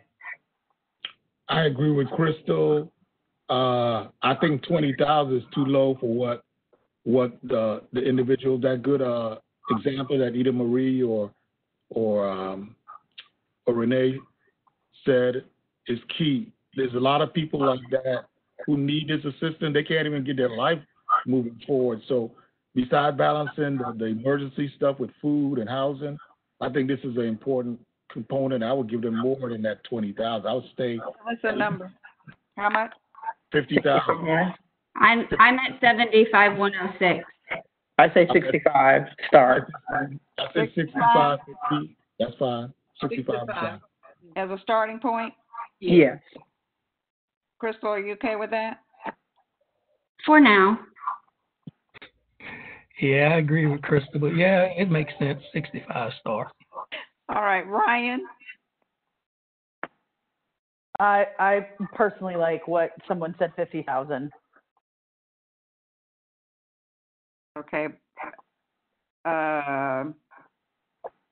So you don't want to go to 65? What about 60? That's all right. Dr. McGee got to be good. Okay. All right. Let's I'll start go with 60. 60. 60.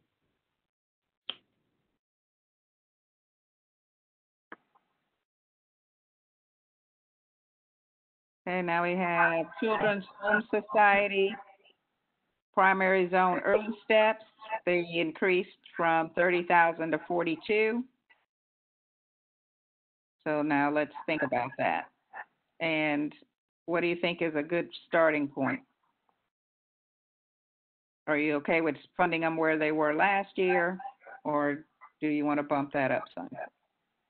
We started out with what we funded them last year because by working with I forgot the name, but by working with them in the community and stuff, early steps, they do a good job.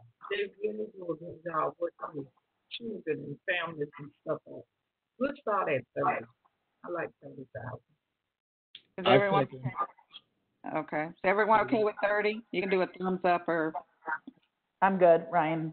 Okay. 30's good. Okay. Yubi, I couldn't see you on my screen. Okay. All right, so let's start with 30. Who we got left? Oh, American Red Cross. All right, so they went from 18 in the previous cycle to 50 in this cycle.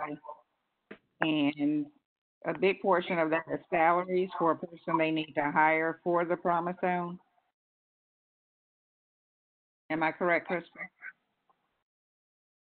All right. I have a quick question. Did we decide no on Boys Town? They're number 12. That was one I was going to ask about, yes or no. Okay, sorry.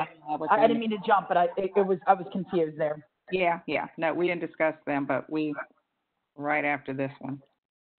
So there's like what, a $32,000 difference.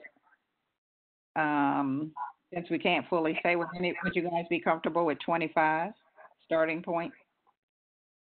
I think we started the base of what they had last year. Okay. I'm in the same position as Renee. The 18. Okay. How many of you are comfortable with us starting at 18? That's fine with me, James. Okay. That's fine with me, Ryan. Yeah, it's fine with me, Yubi. Crystal?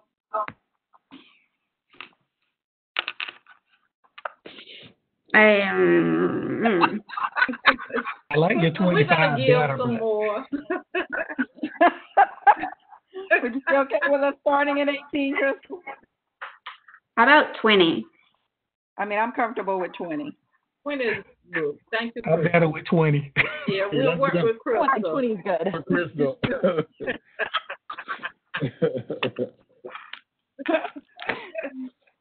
Okay, so now we have Boys Town. And I meant to mention this before. I mean, how many people are in favor of funding? Because it was my understanding a lot of what they're doing is provided through the school, through social workers or other types of services that are available. How many people are comfortable not funding this program? I'm comfortable not funding. Okay. Renee, I'll- go ahead. Said that we asked them to do some things last year that they still haven't done, so I would be comfortable with not funding. Okay. Not funded. Jane, I'll stay with the group, not funding. Ryan, I agree, not funding, and I just want to echo Renee's sentiment too. okay. All right, Crystal? Y'all are some non-funding people this year. Limited budget.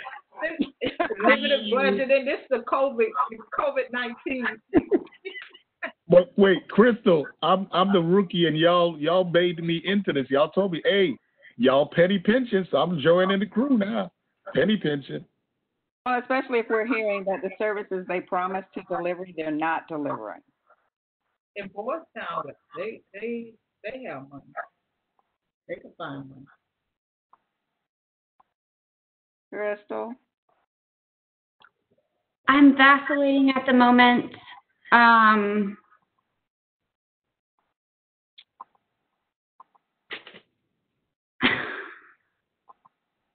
How much do we have left, Darla? Can you move down? Sorry, Crystal, while you're vacillating. I was wondering if Ryan has some comments, since she's the education specialist. Why don't you give some, kind of educate the team? As I said before, And I don't.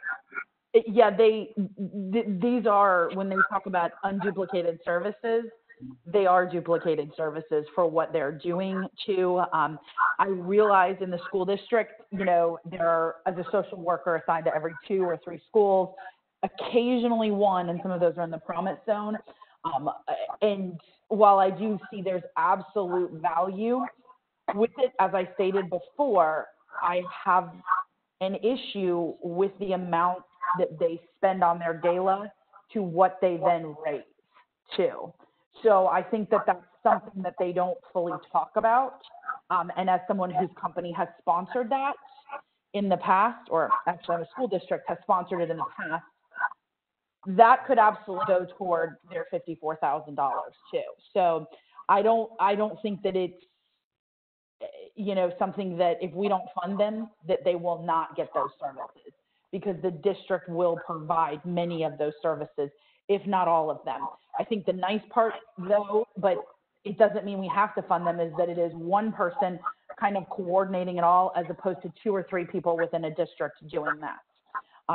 But Renee and Marie work with them all too, and I think that they're fantastic people. They are definitely strapped in terms of what they have to do. They've got a lot of kids on their plate, but they do amazing things. I've seen those school social workers. Now, a lot of kids, when you say a lot of kids, they only had service 25 last year, and 21 of the 25 were in the promise zone. I'm referring, Crystal, to the school. Oh, okay. Yeah, they have, each one of their loads vary. I mean, you're not going to need a social worker to have as many students on the north side at, Killarn Lake, Deer Lake, Hawks Rise, DeSoto, et cetera. And I'm just thinking elementary right off the top of my head. I said Deer Lake, but elementary. So that social worker and those services that are provided by the district, how their kind of areas are designed is obviously the greater the need. That's why a social worker could just be assigned to 1 school, where I know a social worker up in the north side who's assigned to 5 schools, because the need isn't as great at those particular schools. So this service is duplicated, and they spend a lot of money on a gala versus services. So maybe that's why you didn't get some of the stuff you asked for, because the money goes somewhere else. Well, yeah, their funding request isn't for direct services or anything like that. It's for staff reimbursement and a full-time position within that agency. And I mean, I have a little bit of an issue with some of the numbers that they had. For example, they're saying that their care coordinator inside the Promise Zone is driving 550 miles per week. I mean, I don't even know if you can drive 550 miles a week in Tallahassee. Thank you. However, I think on this one, the site visit was beneficial a couple of years ago, and their client testimonies were good a couple of years ago. And I know that we're in a different time now, and I will concede to whatever the group decides on this one. So that's a no? No funding? I guess. Okay, all right. So we're not going to fund this agency. They're going to come up with a team name for us. It's not going to be Promise Zone next year. It's going to be Dash Our Promise? Yeah. Okay. It's going to be the NFF, and it's no funding for you. I like that. Unless you're good news outreach, we were ready to give them more money than they wanted. Yeah. It was like my sickle cell foundation last year. I was like 2 years ago. I was like, I'm sitting there. I'm like, they get every dime and then some. Can we give them more? Oh, I love that group. So are we still at like 50,000 remaining, or would it be something else?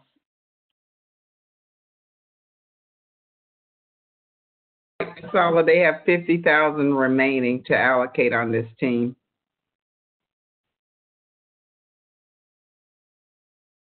So now we can go back, and if we want to award that 50,000, we can. So where would you guys be thinking? I know we still have Red 6. Cross. Legal services. Legal Services, Red Cross. Okay, I'm for legal services. Red Cross, I heard. All right. So how many, by show of hands, for legal services? I ran out of scrap paper. Okay, so of the 50, okay, Ryan, no. James, I don't see your hand. I can't see you, B. Or Renee, or Marie. Let me turn it over. So Marie, you're Legal services. Legal services, okay. James. Legal services, I don't know how much, but legal services. Okay, so we have 50,687 remaining. For legal aid, we gave them 60 of the 75 they requested. Give them the full amount. Fully fund. Fully fund. I respectfully disagree. Okay, Ryan, share with us your thoughts. You're the dissenter in this case. I mean, I would love to put that 50,000 directly toward Second Harvest personally, or even give them a bump up. I mean, this is my gut telling me it is not the place we need to give extra money personally. Or that's, Even five more thousand. I Come suppose. on, Ryan, 5,000. They do work in the community. I know. I'm just trying to. We all come from different areas, and I could do 5,000. Yes, Thank you, Ryan. All right, are we good with 5? I think it should be more. Oh, But hold it. the need is more. There are too many people who need it, and to be at these clinics, to be a person who uses the services, have seen people use the services. I think the need is great. You have too many homeless people who really need the services, and they are in the Promise Zone. You have so many elderly people who don't know how to do their probates and wills and stuff. It makes a big difference on funding and their survival. So what about 7? I'm good with 70. Yeah, Ryan, can you live with 70? I will for the team. I will. I'm not going any higher. I'll stick with you, Ryan. I will for the team. All right, 70 for legal aid. Okay. Big Man Cares. Oh, yes. Okay. So How about 40? we can't give them 40 because there's only 20 left. Well, and could, You weren't raising it but by 10. So, oh, you're saying give them 40. You have 40. You have 40,000 left. You got 40. You're You saying weren't raising. give them 40, not, okay. I was just raising it up 10,000. Okay. Is everyone comfortable with that? no. All right, Crystal? You say no.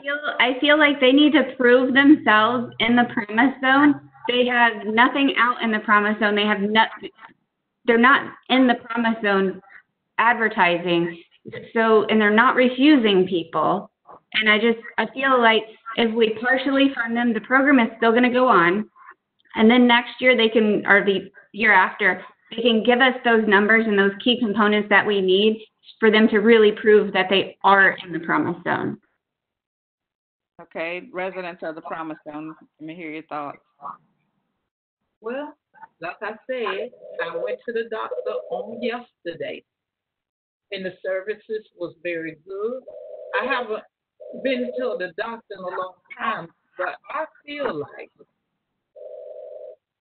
that they will provide the services that they supposed to the present, the Promise Zone residents. What about 35? Could you guys live with 35? I can live with that. I actually rather do the whole thing, but since we can't, I'll do 40 because I think that, like Renee and Marie said, they have personal, contact with them, and I just think that we need to really help out the people who are indigent. They're very, that's a very needy community, so I'd rather go closer to 50 than less, so I'll go to 40. I actually want to give more, but 40 would be right for me. 40 will be good for me. Okay. Right. Right.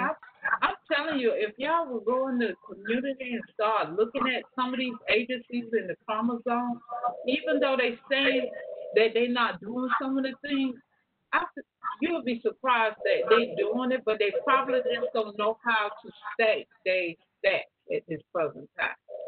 Right. I agree. Right. I was just gonna. I'm fine with 40,000. All right, Yubi? 40 is good. All right, Crystal?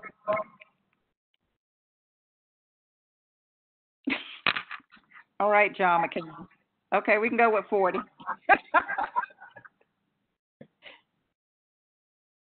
Okay, so we have 30 left. Are we going to look at Second Harvest or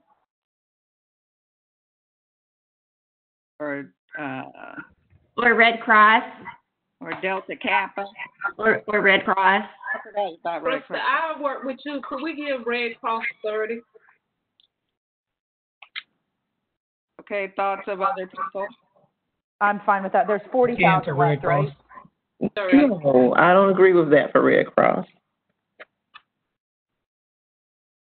We have 30 left. So you don't agree with giving Red Cross 10 more? 5 more. Okay. Are you guys comfortable with 25? No. I want to stick with 30. I'd rather stick with 30 because I think it's a real need based on when I talk to the fire department. But how are we going to guarantee that they're going to be in the Promise Zone? You're saying other agencies got to prove themselves. We can list that on their sheet as a finding, and that will be something that they will have to address, and we can indicate that it could jeopardize future funding. Thank you. And I think we're going to ask them to do it by census tract to make sure whatever they report is specific to the Promise Zone. That's a good one. Thanks, Crystal. I would definitely deal with that. Yeah. Okay. So 30? 30. Yep, 30. Renee? Okay, but when we come back to it, if they've not done it, I'm going to say no funding, period. All right, we hear you, Renee. We hear you. All right, Thanks, so Red Cross 30. How much we got left? 20 grand, 20,000. Second Harvest! Yay! Give the Deltas 5,000 more. Yes. Yeah. Delta's 5,000 more. Yeah, I would say Delta 5,000 more, you're right. Could the balance go to Second Harvest? What about Capital City Youth?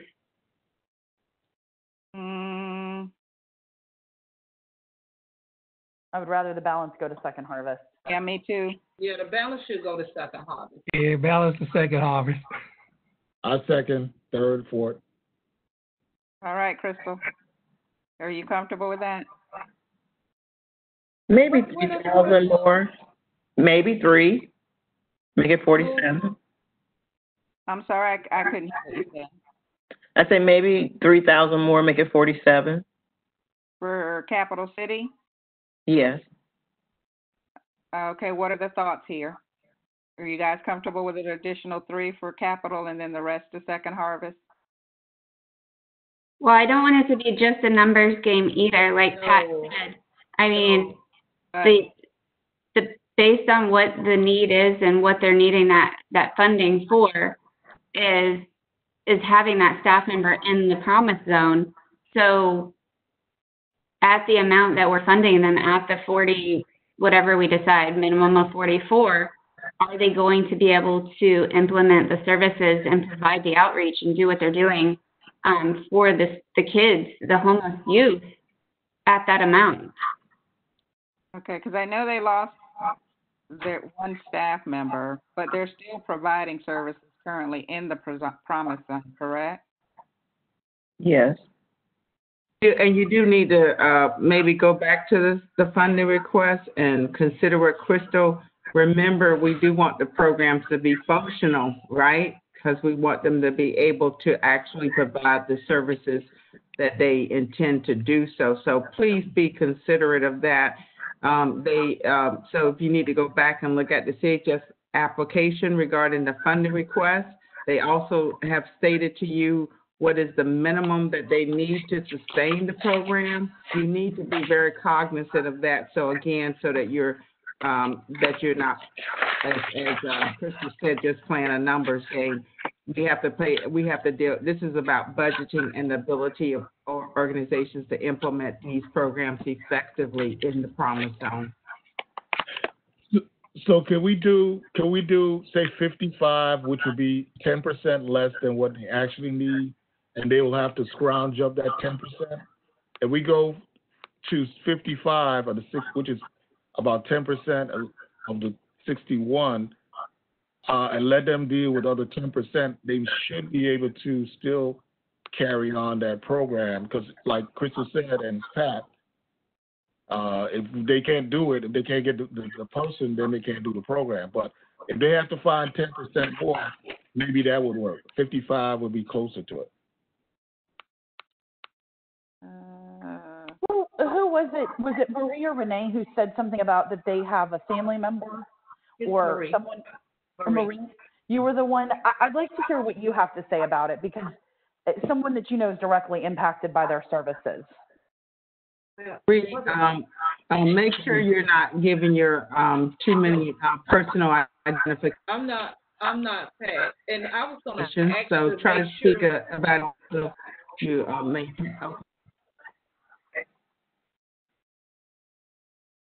Is unmuted? Nope. I hear you. I'm almost.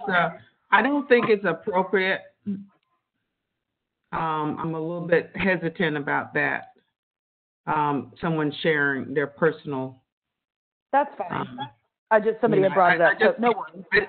Yeah, and I understand what yeah. you're saying, Ryan. So you tell me if I'm wrong. I just want to make sure we're not crossing boundaries. That's what do you true. guys Yeah, think? that's fine. Yeah. Absolutely, yeah. Okay. Probably Okay. better. I want to speak to the offer for 47, looking at their budget request, because that would pay for the person and the services they provide. It wouldn't pay for the rent for their space. But I'm thinking they should be able. Which is also, okay, it is the facility itself, so also, again. Right, just want and you guys to be familiar. That is one of the things that they do need the funding for is to cover the expenses of that location that is located in the promise zone. So then, do we choose to fund for the services and the rent, which I think is about 14 or 15, and the other one is about 6, so that's 21, and it's 41 to fully fund the position? Can we partially fund the position? And I think 47 is good. I think they can negotiate within the promised zone where they don't have to pay the rent. But that's my opinion. Or if we're funding the staff, and there are so many churches or other facilities that they can go and not pay rent, that money could be used somewhere else to feed someone else. But that's my opinion. I think one of the things for them having their own space was, I guess, because they're saying if we don't fully fund them, what they need most is the 41,540 to fund the position, not the rent, but the position.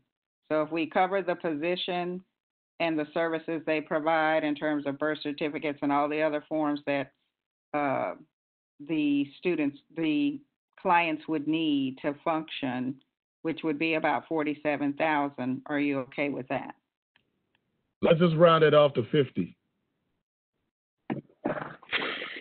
Okay. Well, I prefer the 47. I like your rationale, Marilyn. thank you. I prefer the 47. I'm a little leery about finding a new place because at this late date. Wait. According to their grant application, if they have to prioritize, they would prefer the position. They didn't mention the rent, even though they put that in their budget request. Remember, the question is, if we don't fully fund your program, what is like your priority? It was the position. Okay. And if 41 is good, then they're still getting extra. So 47 to me is good. I'll go with the crew. Okay. 47 is nice. Crystal? Lower than I would like, but adequate. Yeah, my sentiment.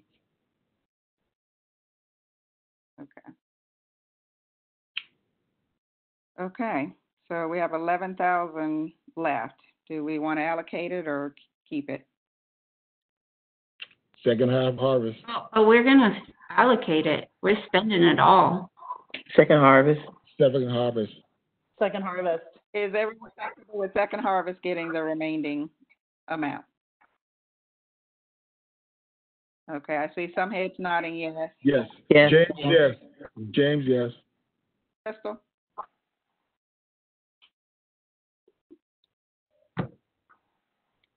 I suppose. Where would you like to put it, Crystal? I know that I have at least one advocate on where I would like to place that additional funding, but I will be okay with it going to second harvest, even though their ask is more than double from last year. Where would you like to put it?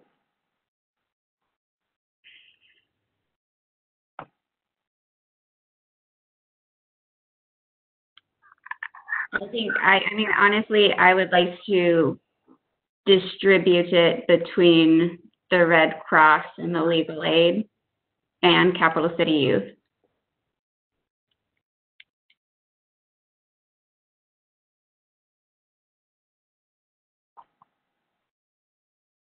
Legal aid.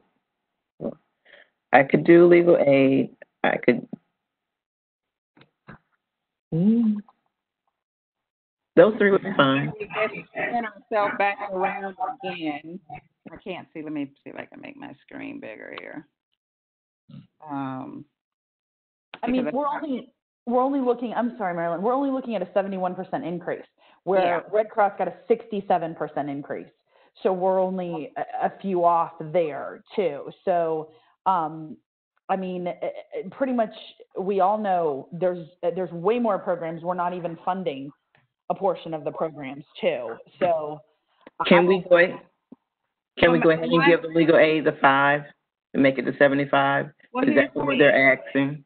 Because Yeah, I'm sorry, but I don't think Ryan was finished speaking. I'm sorry.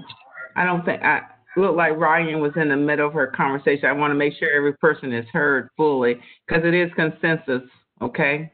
No, I was done, Pat. I think that I don't think for the overall greater good and what they're really serving in Second Harvest that, I mean, adding what, the $11,000, I wonder what percentage that would go up to. I think Coleman is important to look at, and I think we've kind of a little glossed over that. I mean, maybe even putting, if we did put somewhere, maybe putting it to Oasis, because they're at a negative deficit, in there. Or, I mean, I would say if we don't want to put it to Second Harvest, I still feel very strongly about what Delta Kappa does. They were our number 3. I think the rankings also we kind of need to look at overall. I agree with that, but I want to make sure that we're encompassing all of the promise zone and all of the needs of the promise zone, and not just like funneling a larger portion to in one direction or another, but to make sure that we're improving the quality of life across every aspect. All right, and I would like to add, because my thing with Second Harvest is several of the programs further down that we're funding get food from them. So I think Second Harvest has a bigger reach in terms of what it provides than some of the other services because of that overlap and those partnerships. I got a little different take though. Legal aid out of everybody, I guess, because personally I'm a disabled vet, and I think a lot of times vets they need a lot of help. The senior citizens need a lot of help. And that $5,000 would make a difference because they were asking for $85,000 before. They actually reduced it and doing the same or more. So bang for the buck, and in a service that really don't get. We always talk about Second Harvest, which is important. Got to eat and all that other stuff. But this is one of the needs that individuals we don't look at, but it's crucial for their life to move forward. So I'd rather give the $5,000 because you still have $10,000 left fully to legal aid, because they're going to help that client that don't get that help and really need it, and they're asking for less than last year. So my rationale, they're already in a negative, get them to 5 and then deal with the rest. I agree. It's going to make a big difference in so many people's lives and getting paperwork done. Less people on the streets, either area, even with helping even the youth getting through to do some paperwork for declaring their own independence. It makes a big difference. All right, Basha, you all is okay with the 75? Okay. Yeah. Okay, you okay with it, Crystal? Okay. So we're going to fully fund them, 75, 106, or just 75? Fully fund. Fully fine. Fully fund. Fully fund. I'll be the dissenter. Right. Sorry. 70 was my max, but I really, it's my gut feeling. So you're okay with 75? I had said 70. That was what I had said was my max before. Can we meet in the middle at 72.5? I guess so. All right. Are you guys okay with 72.5? I think because we're talking about the people who need it. They're talking about serving 100 people. We're talking about the people who need it. Not about guts and what about feeling. We're talking about people who actually need it. You're talking about the homeless. You're talking about the veterans. You're talking about the people who are living in country club, not just country club, but in also Joe Louis projects. You're talking about the Promise Zone, and they don't have the means. And funding makes a big difference in what they have access to. Some people were in jail because they didn't have the funds to take care of proper paperwork. It makes a difference in the quality of life. And it should be fully funded. I agree. And also that when you think of the bang for the buck, if you change their life where they can have expungement and they change their ability to get education, a job and all that, that $3,000 could mean a couple people. It was like 100 and something per person. It was really cost effective. So that $3,000 may not sound like a lot, but if it saves 10 people long term life, I don't want to cut $3,000. I'm hearing you guys talk, but you got to compromise with Ryan as a team. You have to compromise with each other, like it or not. I want to make sure that everybody felt like they made the best decision that they could with the resources. So we just want to put that out there about compromising with each other. I don't want people to feel like they're being. I don't want any team member to feel like they're being forced into decisions. So yeah, I just want to let's make sure we're being aware of that. Okay. The only thing I will say is that, I absolutely understand. I think it's super important. It does help people get back on their feet. To help 10 people, but how many meals $3,000 would provide on the converse side? You're touching probably 100 more people in that area. And like Marilyn said, is that it goes out to everybody. I'm fine with 72.5. But you keep people still on the system longer, then we continue to give more money because those people still didn't get the needs met at this point in time versus them waiting 2 more or 4 more years down the road. And this is my last point, that second harvest, because so many people know about it, they need it, but somebody else can fill that gap in for that money for the food. But the legal aid is long term. We saving probably lives versus a couple meals. I don't want to sound trivial about the meals. I just think that those 10 people, that's a whole lifetime and the people around them versus the meal.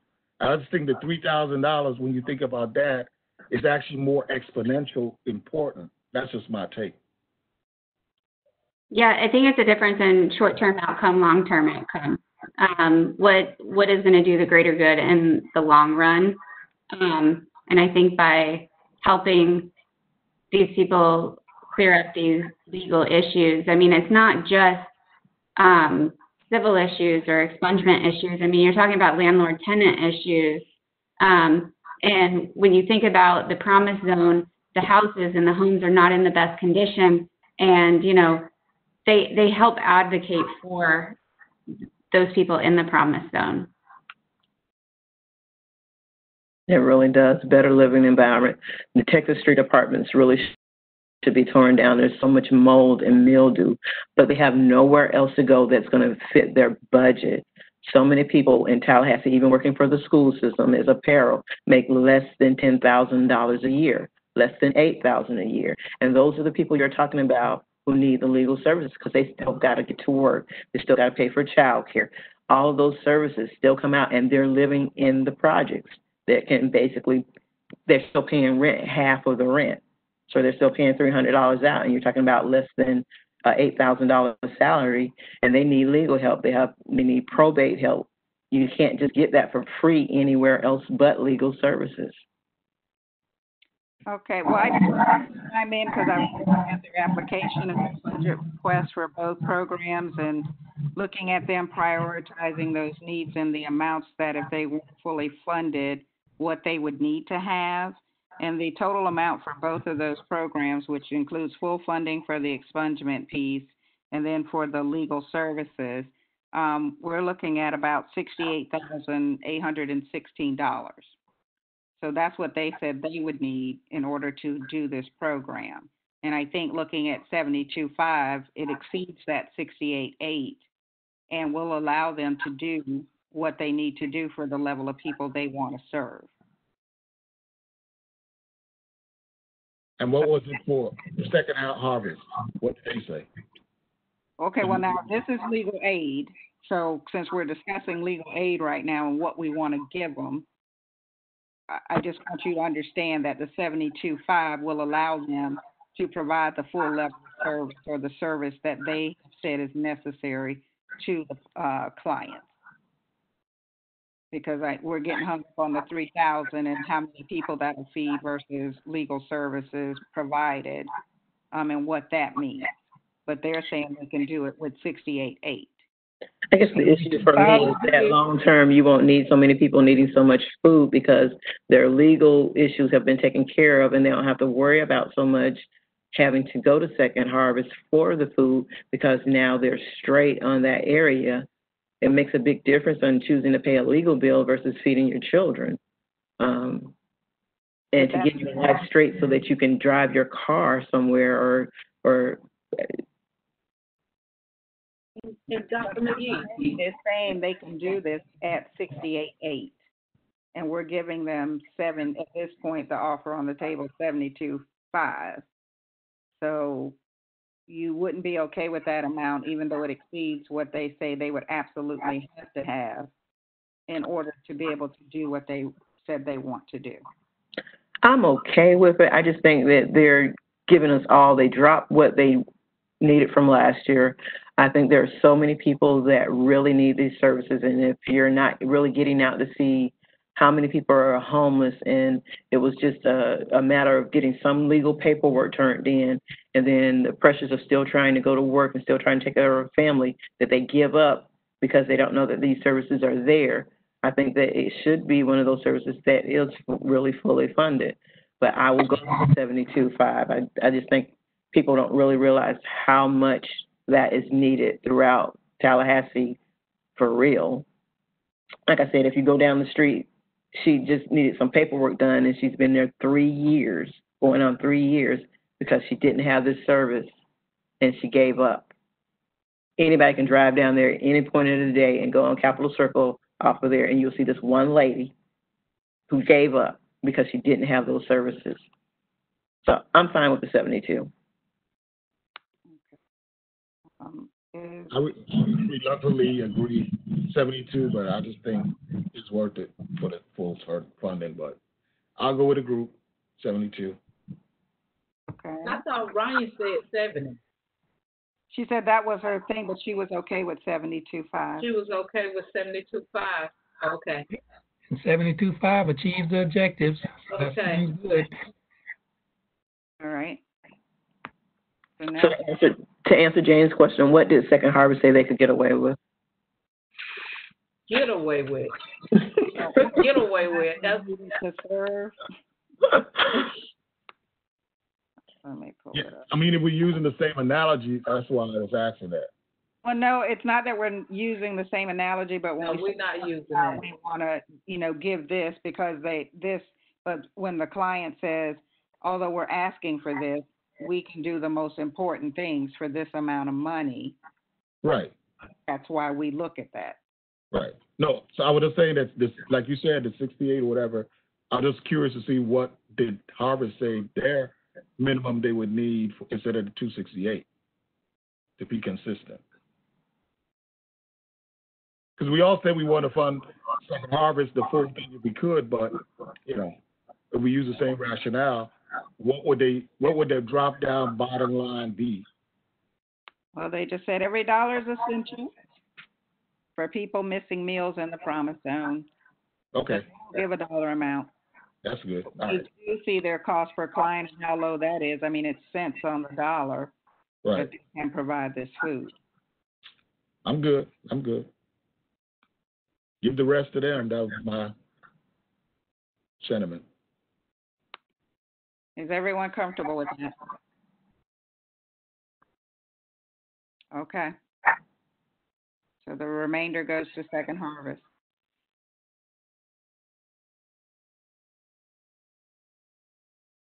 Okay, and we've expended all of our allocations.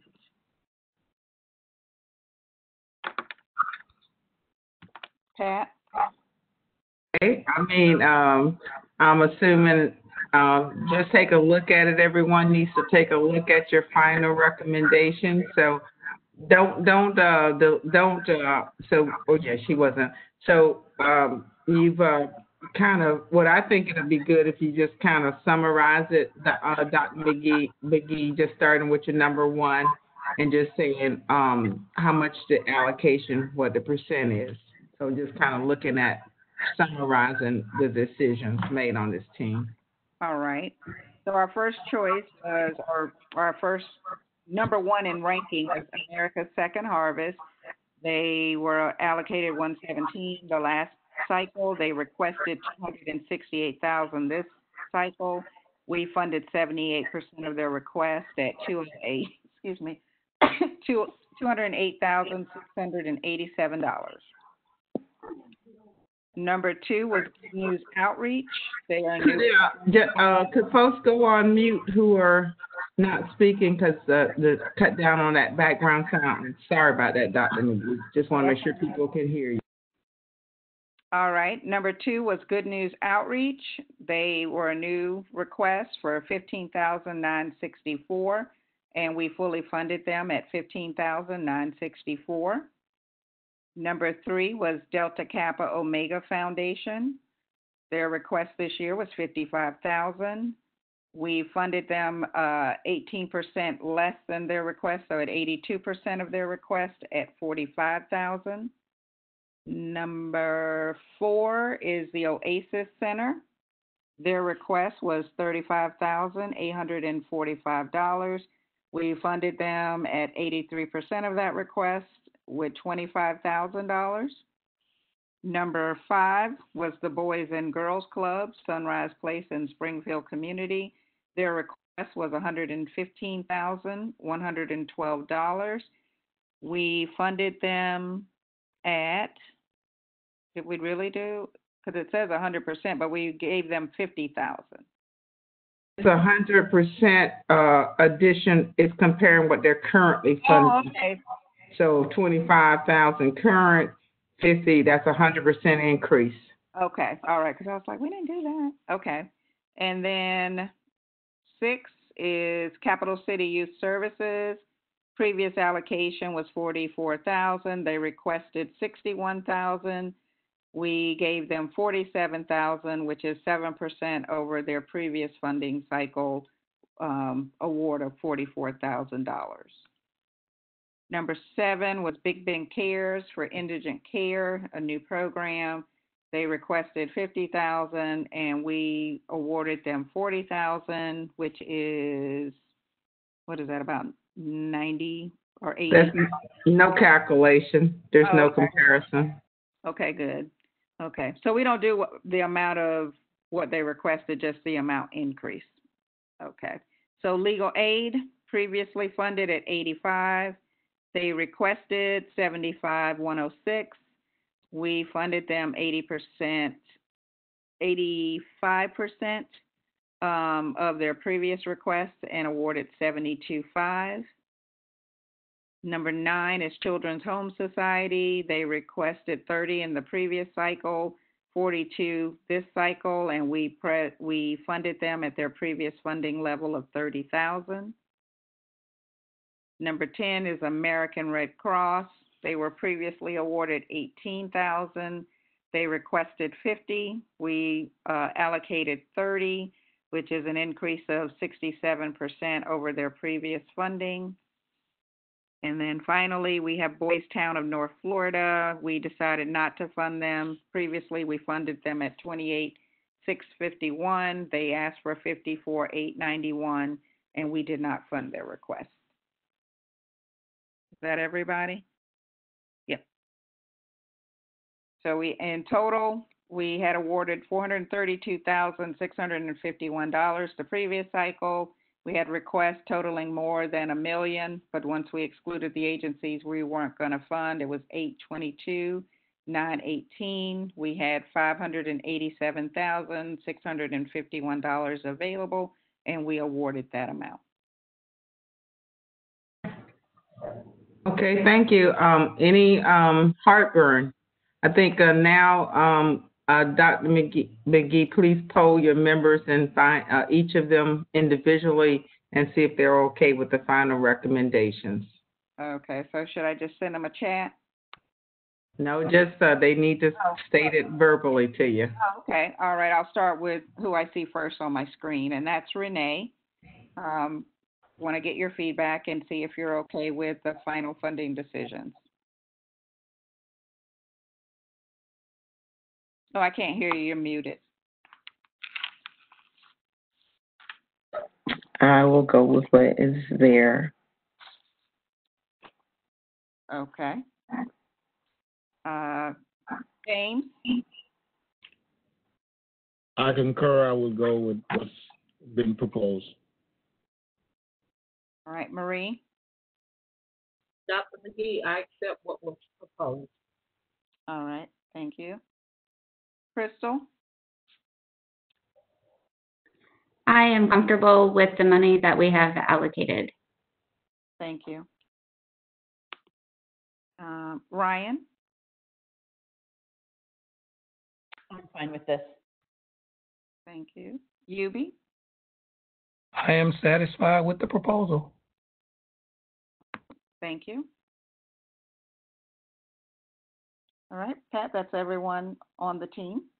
Okay, thank you guys. I guess one of the points that this highlights is the need for more money in this category.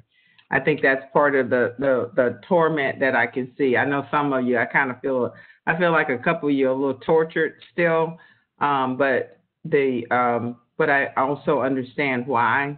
But the reality too is that considering the dire need, and of course the need has significantly increased because of COVID-19, that is just what you're really feeling is that you didn't have adequate enough money to allocate on this team to do what you really wanted to do, which is nothing. You have no control over that. And I'm a person that believes in serenity of some things. When you do the best with what you have available, you make the best decisions you can at this given time, and then we have to be okay with it, because it just reality is that we have a very limited amount of funding in human services, period. And as the needs are growing and growing and growing, and that's what we're really, I feel like that's probably what you're feeling, because that's what I feel oftentimes when I see teams are torturing, trying to come up with decisions. So I do thank each of you for your service. You've gone beyond the call of duty. This is the largest CHSP team in the history of the existence of the process itself. This is the largest number of programs and the time frame that was necessary to make these decisions. We're talking we've been going for 3.5 days, right?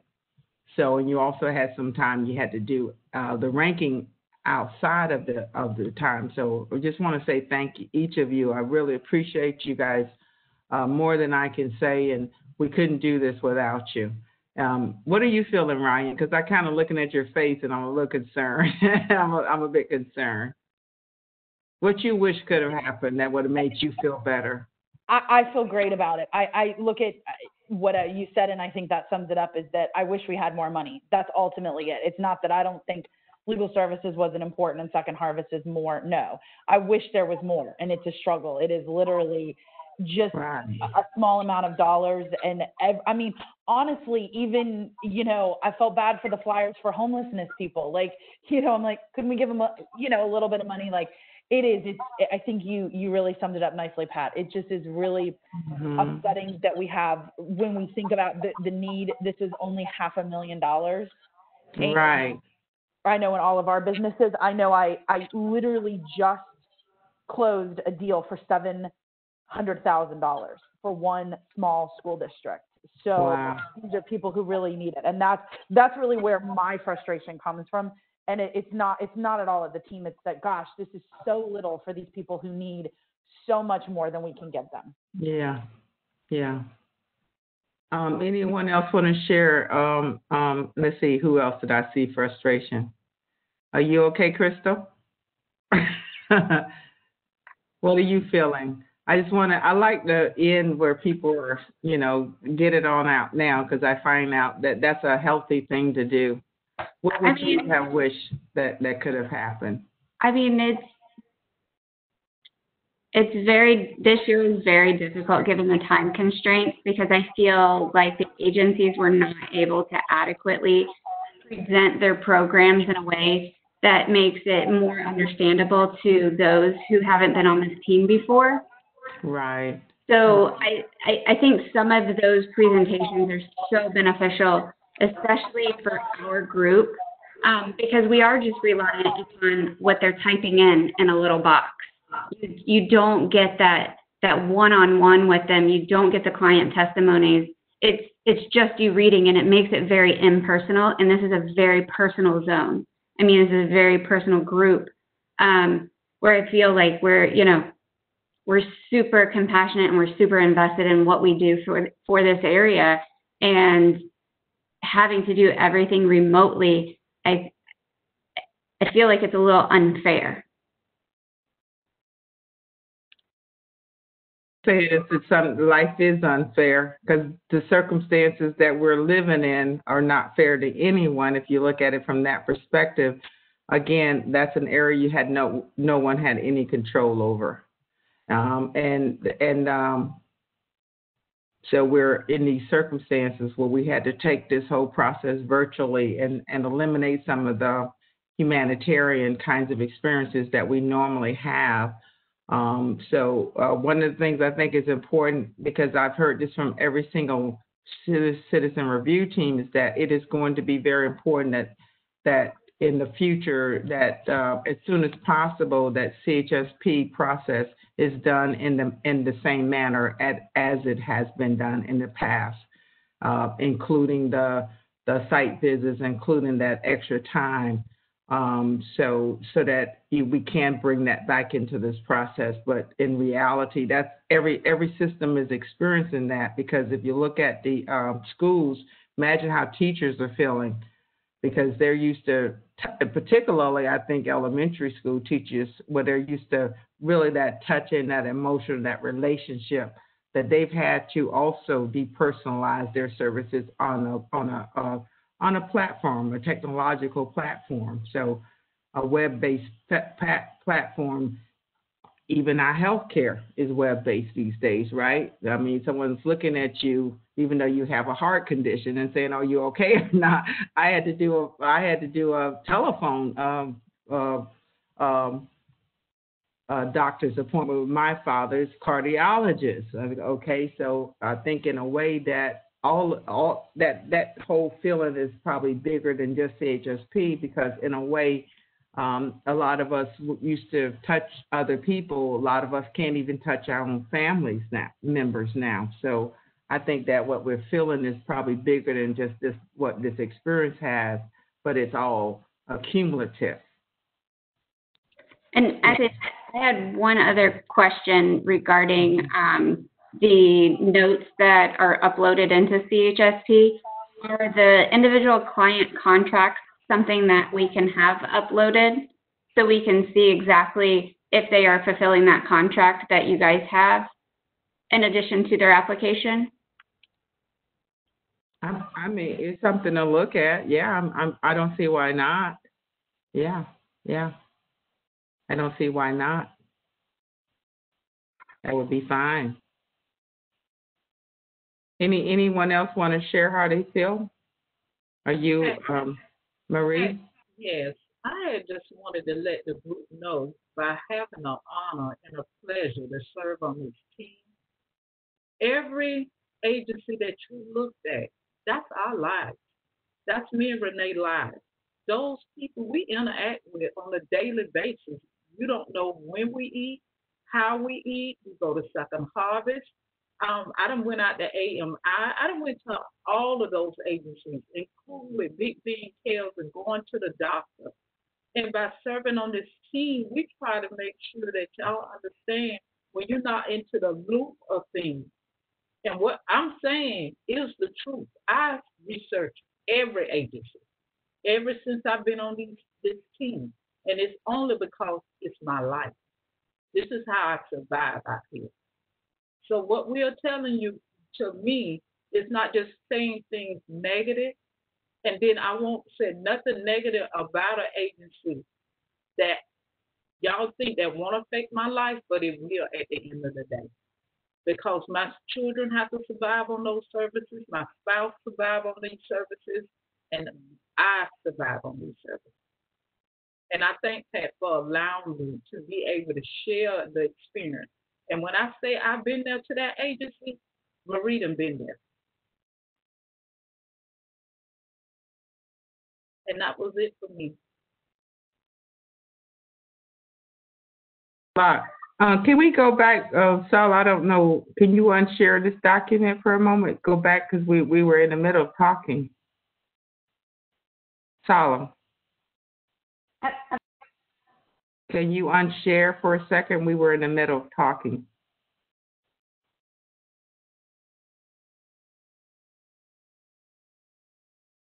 Sala, did you hear me? I'm sharing this. Can you see this? I'm sorry, I was I'm asking you not to share the document right now. Okay. I have a question, that's all. Okay. Can you let us finish talking, please? Just want to make sure everyone had a chance to communicate. How about yourself? And Maria, just want to tell you, thank you for what you just said, and I'm honored to know you, honored to have you on this team. I think it's critical. We actually asked another person from the community to serve, but they were not able to serve because I think that's very important. That's why this is that we make sure that folks who experience this and live this and work with families and individuals from the communities, that they have a great significant input on this team, far more than us, because we don't live on that side of the community. Our kids don't go to those schools. They don't have to rely on the resources. So, and Renee, I'd like to hear from you as well.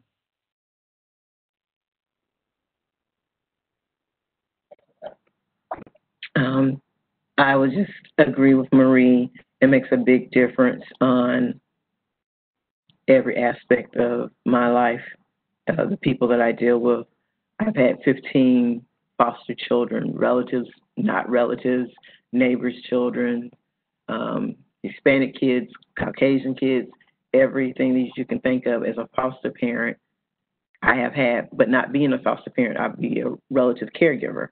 It makes a big difference in every services that has listed on here. I've had something to do with in some capacity, and knowing if I could have, I would have given legal services all of their money.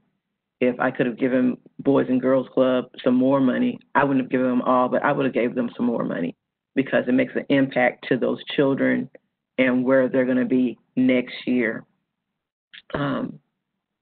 It does play a big part in the South Side, and not only the South Side, but as a child, as a person who grew up in Joe Louis projects, knowing that the need is so strongly needed there. It makes a big difference as a substitute teacher who's worked at all of these schools, and to see the differences in the North Side and the South Side and W.T. Moore, where I currently work, and then I work at Cake Sullivan also, to see the differences in the needs of those children and their families. It makes a big difference as a minister on how I impact my community and what is needed. As my mother is 71 and she needs some of these senior services, as the cousin who I'm taking care of out in the country on Ajax Road who needs some of these services, and he's 71 years old, he needs some of these services.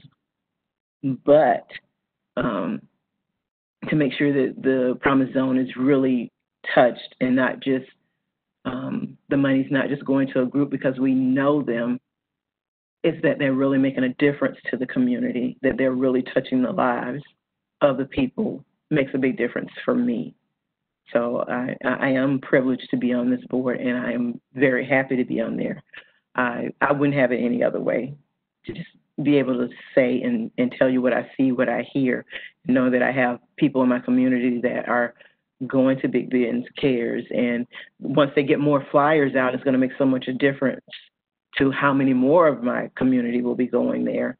It makes a big difference being on this board and seeing where the dollars are allocated and being able to go back to the community and say, hey, you can go get your teeth taken care of now, as I need dental work, to be able to go get your blood pressure and just walk right up the street makes a big difference where you have so many people who can't just walk up the street, and the transportation needs, and the homeless on Highway 20 is so great to see that our children are being taken care of in a better way instead of just sleeping on the ground, or boys having to sleep with other men, and different things that they do out there on Highway 20.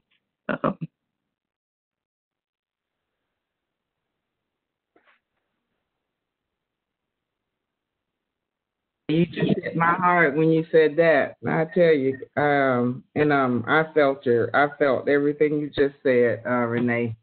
When you said boys sleeping with men on, wow. So, the work that we do is so critical. It's so important. And so that's why, we do try to, on this team in particular, we try to keep continuity of, and that just means having people who've served on this team before, because the depth of it is so much deeper than be honest, every team, this team has the most depth of all teams. And because it's everything. When I use that term holistic, that's what I mean. It's about we can't keep on piecemealing people, do a piece of them, and think that's going to make them whole. We got to look at how do we holistically, really significantly start addressing the needs of our communities and neighborhoods who are suffering and have been suffering for a very long time. Crystal, are you okay? Yeah. Does anybody else want to share anything before? But thank you, Renee. Renee, we're honored to have spent this time with you. I think all of us are better people because we spent the time with each other, and particularly with Marie and Renee, because you've given us a depth of experiences that none of us have. I'm not from Tallahassee. I grew up in the inner city in South Florida, but that was a long time ago. Things have significantly changed, because even in the inner city, back when I grew up in the inner city, you still had a community connectivity.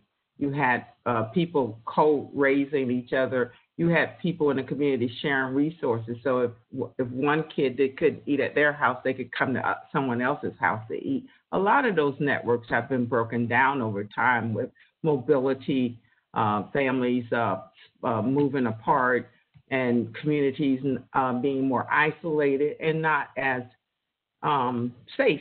But anyway, so thank you so much, Renee, for sharing your soul. And thank you guys all for being a part of this important experience. Pat, I'm so sorry to disturb you, but earlier we were taking out some, when we had to combine those, hold on, I'm going to share it before I talk. When we were combining the programs, one of the calculations went down to Capital City Youth Services and took that number. So actually there's 23.5 left over. That's a good problem. Legal aid, Marie, legal aid. So you guys have a good problem, and we have I think we have, okay, so Solid, thank you for that. And so you have $23,500 additional dollars to allocate, so let's go for it. All right. Can we think about a overall strategy approach instead of piecemealing each one? Well, we don't have to really vote hard. Legal aid, fully funded. It needs to be fully funded. I agree, James. Totally Thank fine, you, Ryan. Hubie? I agree. Thumbs up. Okay. I'm sorry I couldn't see you. All right. Thank you, Crystal. Okay. This is your time, and Marie, to try to give us some advice. Can I look back at Big B and Kel? Where are we? So they requested 50. We gave them 40. Do you want to give them 50? Would everyone be comfortable with that? Yes, based on the Yes. testimony with Renee and Marie, definitely. Who did you want to give it to? I'm sorry. Big Ben Cares for Fully indigent. Care. funded. Would you be okay with that? I'm sorry, I'm trying to scroll across my screen and see everybody. You be good. All right, Ryan. Okay, James. Yes. Okay, all right. What's our remaining balance right now? 10. Okay, so who else do we want to revisit? We have, Boys and Girls Club. okay, hold on just a second. She's hiding the ones we're not funding. Okay, Boys and Girls Club, we gave them 50. They requested 115, 112. Can we give them 5? Okay, let's see. I agree. I would say give them 5 and then Delta Kappa the other 5. You're right, Okay. Ryan. All right. So that still leaves 894. That leaves 698. 5 for Delta. Okay. The remaining, I know it's a small amount, but to Red Cross. Yes. Thank you, Ryan. So now that's going to be 50 for Delta. Okay. And then the rest are Red Cross. Thank Nope. you, Ryan. Red Cross? Red Cross. Because I see we're on Second Harvest. So we wanted to go to Red Cross. That's who we And wanted. I'm sorry, I have to leave. Marilyn, I'm totally fine with it all. If someone needs to call me and get me verbally, I tried to get on, but they won't let me on my phone. So. Okay, thanks a lot. Thanks a lot. Thank you, guys. It's an honor. I appreciate It's an you. honor. Next time, can you do that again, Pat, where we all like cry and get all emotional and then give us like $25,000 again, please? That was a good one. I planned that, Ryan. Awesome. Hey, good luck and wish you the best, okay, Ryan? Guys, it's really an honor. I really appreciate you. it. This is Take care, Ryan. Bye, guys. Bye-bye. All right. Looks like we're back to 0. We've awarded everything. Oh, you're muted, Pat. Let's can you just summarize the changes that you just made? Oh, man. Okay. I'll start with Legal Aid Foundation then. So we changed their award from 72.5, so they requested 75.106. We used some of the additional funding to fully fund them at 75.106, which is a 12% decrease from the previous year's funding, but that's what they requested. So now they're fully funded. Boys and Girls Club, they requested 115, 112. We previously funded them at 50. We gave them $5,000 more dollars. So now we funded them at 55,000, which is a 120% increase over their previous funding level. Okay, who else we got here? Delta Kappa Omega Foundation, they requested 55. We had funded them at 45. We gave them an additional 5 to bring it up to 50,000, which is 9% below their previous funding request. And then American Red Cross, they requested 50. We had funded them at 30,000. We had an additional 894 that we awarded them to take them to 30,894, which is 72% more than they were funded for the previous year. So overall, we had $587,651 to award, and we awarded $587,651. Oh, you're muted, Matt. And we made Big Ben Cares whole, didn't we? Didn't we initially give them 40? We awarded them an additional 10, so we took them from 40,000 to 50,000. Okay, guys. So we're done. You're done with our allocation, Sola, so you can save that document and unshare it, okay? So thank you guys a lot. So we have balanced the budget, and actually I think we got more in alignment with the recommendations from the members on the team who represent the Promise Zone. So I'm hoping that Marie and Renee are feeling a little bit more positive energy. So guys, UB, James, Renee, Marie, Dr. McGee, thank you so much. Pat, can I just say something? Yes. Real quick, first of all, since I'm the rookie to the team, thanks for giving me the opportunity to serve on it. It really was an eye-opener, especially Renee and Marie. You really brought a lot of insight to it. It was great. Like Pat, I grew up in 2 housing projects, but I've been far removed from that. And a lot of times I need to get back and touch reality, so y'all gave me that perspective. So I really appreciate it. Dr. McGee, excellent job of mediating, making sure everything was good. Thank you. Here. And also, Crystal, thank you for you guys are a great team. I said you guys are great team leaders, so thank you so much. Yes, yeah. And so, Dr. McGee, I want to for keeping me in line, because sometimes my grandmother and my mom say I could step out. You and Pat made sure I stayed in line.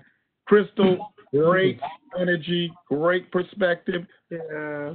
UV, you kept the brother, made sure I was grounded. You was always on point. You didn't always say a lot, but what you said was key. So that was great. And I just want to say again, I thank everybody. Have I missed everybody? Anybody? Oh, and Ryan, she's left, but just to let her know, instrumental, definitely. Crystal, like I said, on point. Dr. McGee, Ubi, Marie, and Renee. And Pat, you've been an instrument. You gave me an opportunity to get on this team. You brought me through the initial one, which was a bridge, which was like a teaser. And now you brought me into the heavyweight, boy. And I must say, I told my staff, my grants management staff, they said, man, you was really out there. You was going all these days. It seemed like this and that. I said, man, it was challenging, but rewarding. I would not give this up. I hope y'all put me in the team again, but I really say this is important. The Promise Zone is a special place now in my heart because they have so much need and a lot of times they're neglected. And again, I thank y'all for giving me the opportunity to serve. Mr. Ubi, you have any parting words since you're the quiet one on the team? Everyone else I just enjoyed the experience, and I have the same frustrations with the process as all the other team members, but I do understand coming from similar background where any little bit helps. We know we want more, but we can't always get what we want. So I just appreciate having an opportunity to help in any way, even if it's only giving somebody a dime. It's a dime more than they had before to go to a good cause. And that's about it. Thanks for having me on this team. Thank you for your willingness to serve, because this was a great sacrifice.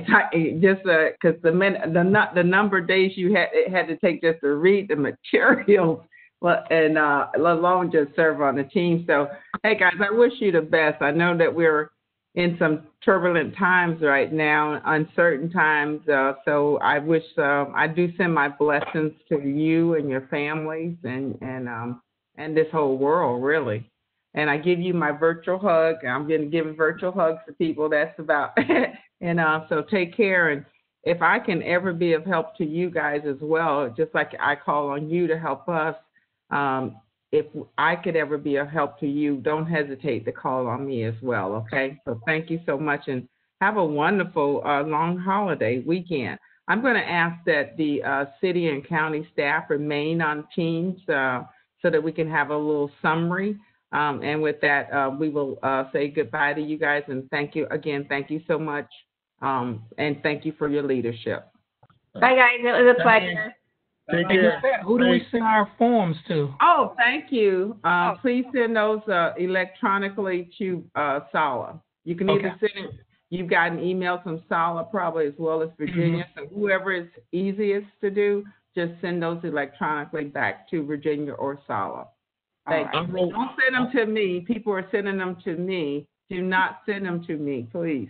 Okay? Send them to the first people that are processing it. All right. I wrote Happy holidays. I wrote some notes on the side. Do I still leave that attached to the document? Yes, you do. Okay. All right. That becomes public record. Okay. Thank you. Take care, guys. All right. All right. Bye-bye. Bye. Bye-bye.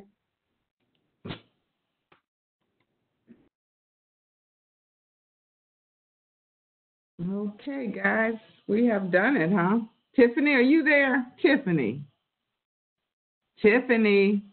Oh, she's not there. I'm here.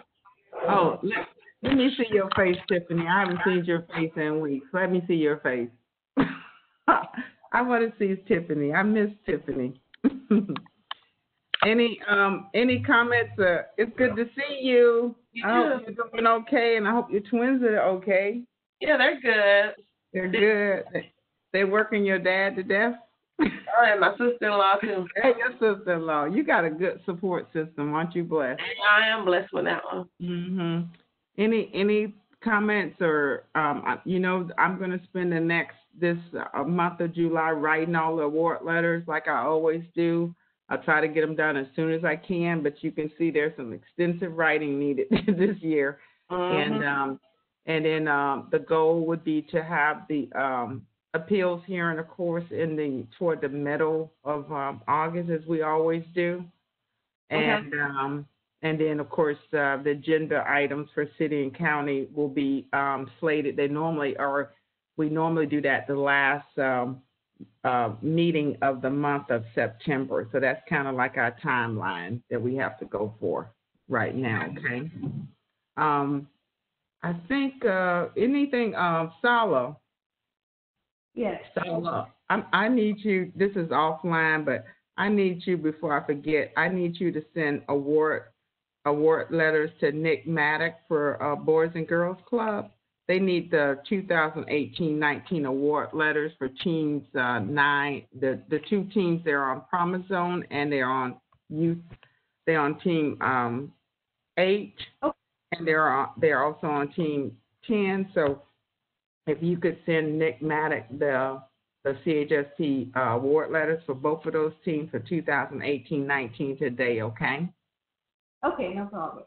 Okay, thank you.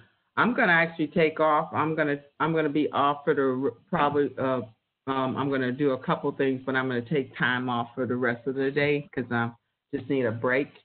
Anyone needs to share anything? Anita or Virginia? Virginia, I'm gonna give you a super attaboy because you really taking that leadership and making sure that we could that everything was smooth for WebEx.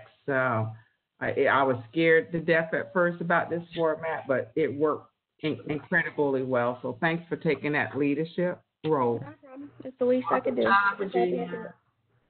Yeah, because that made a big difference. And I think that's it. So I hope you guys, if you do need to talk to me, go ahead and call me up. That's fine today. But I am going to take a few hours of leave for the day. So everybody, if I don't talk to you, though, I wish you all having a great weekend and be safe. You too. Okay. You all All too. right. And bless your families. So take care. Bye-bye.